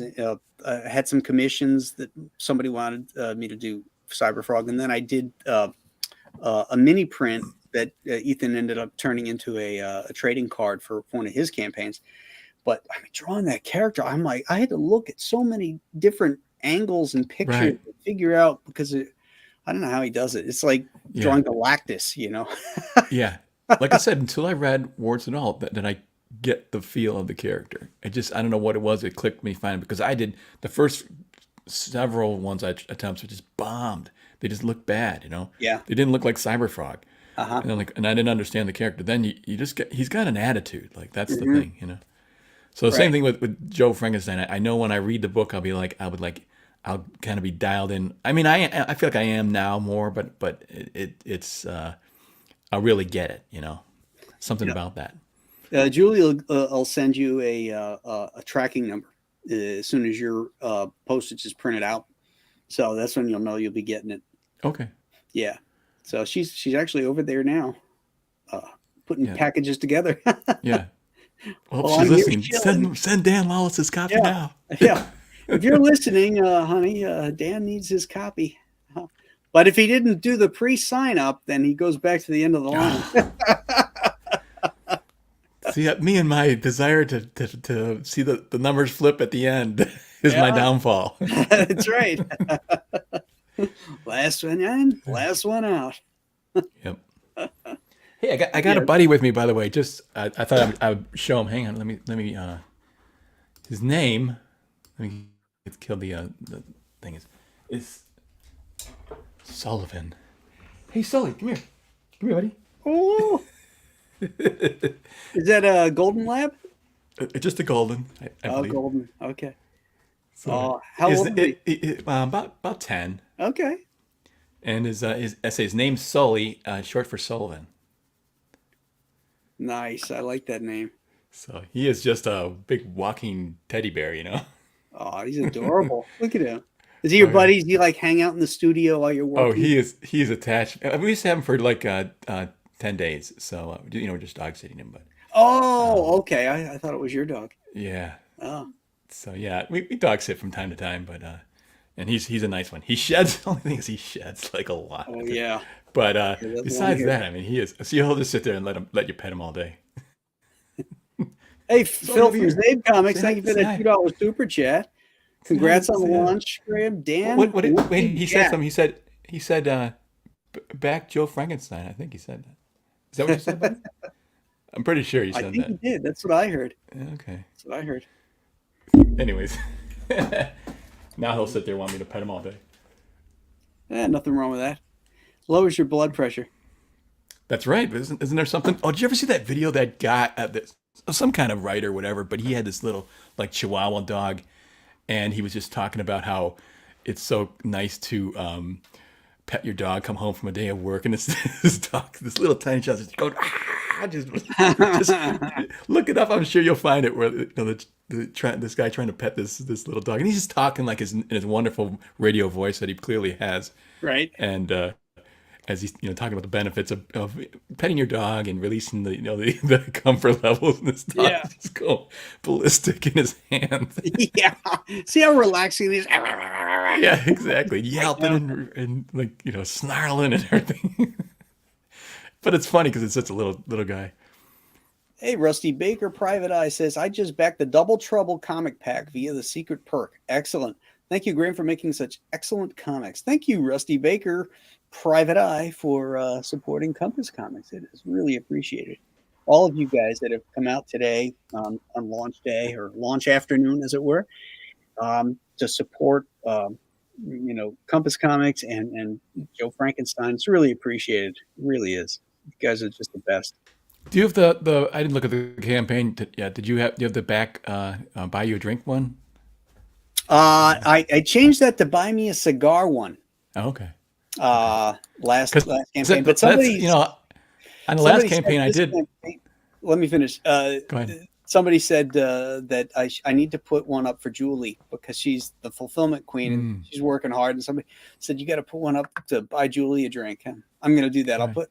She likes wine, so we'll buy Julie a glass of wine. A glass of wine. Okay. All right. Well, that last campaign I did buy you a drink. So Okay. In addition to the comic book, so you have Yeah, to. it's I started that along in my first campaign as a lark, and people seemed to like it. They thought it was kind of fun and personal, and right, and yeah, it's it a worked bit out. of a tip, that sort of thing. I suppose. Yeah, exactly. Yeah. Now they want me to do it live. Like you got to have all the drinks live. I don't think that's a good idea. No, it's not a good idea. That was one stream I was on, and I one and only stream I was kind of toasted. I was toasted. Then I went to bed and I kind of took a nap, and I woke up and I didn't realize I was kind of still, kind of floating out. Oh wow! And I went on. I'm just like sounded really more stupid than normal, So, Yeah, I've been on. I learned my lesson. Like, oh gosh, just don't do that. It catches up with you sometimes. Like, let's say you have a few with dinner or something, and then you have a show you're doing, and by an hour or two in, you're like, now you're coming down, you're feeling tired, Right. wipes you out. Yeah, definitely. So LDon says they made Ethan drink 20 beers in one night. He was trashed. yeah. Wow. See, that's another thing too. I'm not so young anymore. I can't do this stuff. I'm pushing 60. So it's like not a good idea as much. Yeah, I'll do that, Paul. I didn't have the link when we went live when I created the show because the campaign wasn't live yet. But I'll definitely put it in. Thank you. So, Graham, what do you suppose the appeal is to monsters and like why do we like Godzilla trashing the town? That's just utter destruction. Right. Is it a dark side? Is that a dark side to us human beings? Is that it, or what? What, you know? Yeah, I think in the case of like the Universal monsters, they appealed to people because there was with the exception of Dracula, there's a pathos to them. Dracula's clearly just a horrible creature, but the monster of Frankenstein, which was my favorite, he didn't ask for this. Right. He gets tortured by Fritz. He's whipped. He gets shot at. There's Right. chase dogs after him and stuff like that. And I think some people relate to that outsider aspect. The Mummy was the same thing. There's a story of unrequited love. He did everything, sacrificed everything for this woman, and he's just trying to bring her back. And the creature from the Black Lagoon, again, he's just swimming around minding his own business till those assholes show up I haven't seen that movie in years, but I think I and remember it ruin being his good. day. Yeah. The Invisible Man, he's a victim of his own ego. He Yeah. creates that invisibility potion that turns him mad. Yeah. That's one of my favorite ones out of all those old movies. Oh, that's a great one. I really That's a like it great. because it seemed like it had I don't know, maybe it was because the guy was so engaged in his passions that was kind of crazy and wild. Yeah. Yeah. What's neat about the Invisible Man is that, and here's a little bit of trivia, of all the monsters, he has the highest death count. Oh, really? Yeah, because he sends a train off the tracks, and it kills over 100 people. Oh, well, that'll do it. Yeah. Yeah. So he had one big Collected kill. them. I mean, you probably Dracula would have the most, but actual on-screen kills. Right. Dracula's been around for hundreds of years, and who Yeah, knows how many. that just time adding up things. Yeah. But on-screen kills, the Invisible Man is the winner. Yeah. When I became a fan of Dracula was Tomb of Dracula. I loved. I mean, my whole entry comic? into my whole entry into the comic book field was an artistic one. I loved the art. So I gravitated to great artists like Gene Colan, and I would follow stuff. So I bought tons of Tomb of Dracula, and because I had it, I read it, which is kind of the way it worked for me. I'd go for the art, then I'd read it, and I'd become a fan of that thing, like Judge Dredd or something like that. But I just loved the way he drew Dracula, and the characters, the supporting characters were really rich and well developed in that story, in those comics. It's a lot of fun, man. Yeah, I mean, those were great. Boy, can he draw! And I love Tom it. Waits. Yeah, I love how he could combine the action and the fluidity with realism. It's kind of like what Neil Adams did too. That combination. That's why some of these new guys are doing photorealistic stuff. They're using photo reference. That doesn't work as well, I don't think. The people were great, like Frazetta and stuff. They had a way of doing the realism, but it was cartoony, and that's fun. And make no mistake, Neil Adams and Frazetta and Colin all used photographs. But what they did was they pushed the drawing past the reference point. Yeah. So they would use it for shapes, for shadows, that kind of stuff. But they weren't married to it to make it look like the photograph. I mean, Neil in particular, being in advertising, used lots of photo reference and stuff, but he pushed those drawings to the dynamics levels that made it so great, so it doesn't look static. A lot of these guys today, like you said, the stuff just looks static, it's like, I mean, even Alex Ross, if you look at a reference photo Alex Ross used, like there's one out there for showing him the Joker and what's the girl's name? Whatever. Harley Quinn? Harley Quinn, yeah. And I think he shot himself. And you can see the reference photo that he used was himself. And then you see the actual art, and it's great. And it's a number of steps away from his reference, which is himself. He didn't just do himself, and that's important. Right. He used it as a starting point and a platform to dive off of, and it really, that's a good artist. That's when you know what you're doing. But you sometimes just need that little confidence thing, and that's why I got those. I show them sometimes those heads that I use. I don't know. I got them around here. Anyways, I got lots of things. I got like tigers, whatever. Things like Oh, I yeah. just those sculptures now that you can get, they're so realistic and they're so well done, and you just get a feel for the figure. Oh, here's a great one that I was looking at the other day. I couldn't believe it. I got a horse, right? And I was surprised what it looks like fat in the back. Like, Yeah. I didn't know horses did that. Now I do. You know what I'm saying? So when I'm drawing Right. it, I have a 3D feel for that more than I used to. Right. So that's kind of and these things are what, like I don't know, like $20 or something for something like Right. that. It's not much. And Yeah. if you get the ones you need, and you're going to be drawing tigers or dolphins or whatever. Oh, They're yeah. great. Those are great references. Yeah, The- they're also just those starting die-cast points. cars too, with all the details. If you have to draw a Maserati all the time because that's what your character drives, you could just buy one of those little Maserati things, and you can get all the angles and stuff. Yeah. You can actually, for cars. Cars are so hard to draw freehand. Oh, yeah. Like when I have to do storyboards or something, and there's autos in it, I got to use reference. But the crazy thing is now, like you said, you can buy a model. You can take your iPhone, snap it from any angle, and you've got just the shapes you construction. need. Yeah, exactly. The perspective and everything like that. Yep. So Yeah, the proportions too. yeah, Which exactly. is Because huge. cars are tough to get right. Yeah. Actually, that's comic book artists are notoriously bad at drawing cars. Like John Buscema's cars really suck. Oh yeah, they look like shoe boxes with lids, Yeah, exactly. and wheels. Yeah. So, Yeah. but he could have drawn cars if he just didn't want to. You could tell he just like, I yeah. feel like drawing this car, and It's so like he the did. guns too. Like when Yeah. when the police come out with their guns, it's like, what is that? What are you carrying there? He'd like to make up like laser guns and shit like that, but he'd never draw like a really accurate 38 or something, it's Yeah. he just Yeah, the couldn't guys be who did- bothered with that. Actually, Colin would do okay cars.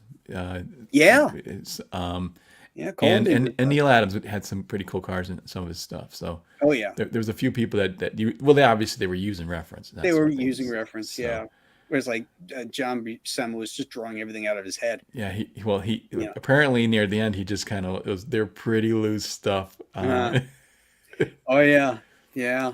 Yeah, I remember talking to a guy at a convention who's a famous inker who inked over John a lot near the end there, on like the Fantastic Four stuff. Gosh, I'm drawing a blank, but great inker, very very popular, very famous. On the Anyways, Fantastic Four. pardon me. On the Fantastic Four. Well, yeah, but it was a later edition, like the most recent last one he did, where it was kind of a special. Oh, okay. So it wasn't like Joe Sinnott. No. Okay. No, this is a guy our age. Anyways, he was saying to me that his stuff. He goes, the stuff I got was hardly on there at all. Like he goes, I did almost everything on it. Yeah. But yeah, But all everything is there. Other than all the form is there, I should say. As far as like the lighting and stuff like that. Well, that he's leaving that up to you. Right. Yeah, I've seen some of the pages that Tom Palmer used to ink when he and Buscema returned to the Avengers back in the 80s. Yeah. And just a great run. Roger Stern was writing it, and it was a really great run. But I didn't realize how loose those things were and how much Tom was bringing to it. Yeah. So, same thing with Colin and Tomb of Dracula and stuff. It was funny when I was first starting out in comics, and Carl Potts was the guy that hired me and said, "Who do you want to ink your stuff?" I said, "Tom Palmer."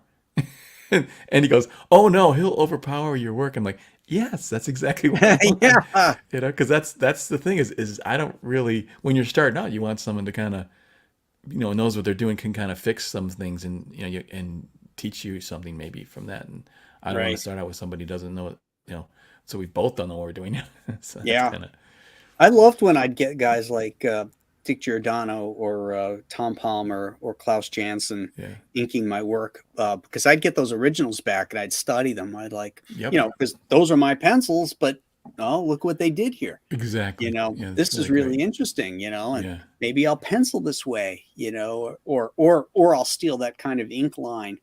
Yeah, you can You see the know, actual weight of the ink line, then compare that to how it's printed because it does thicken up sometimes, right? With the printing process sometimes.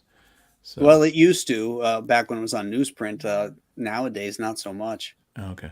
You know. Yeah.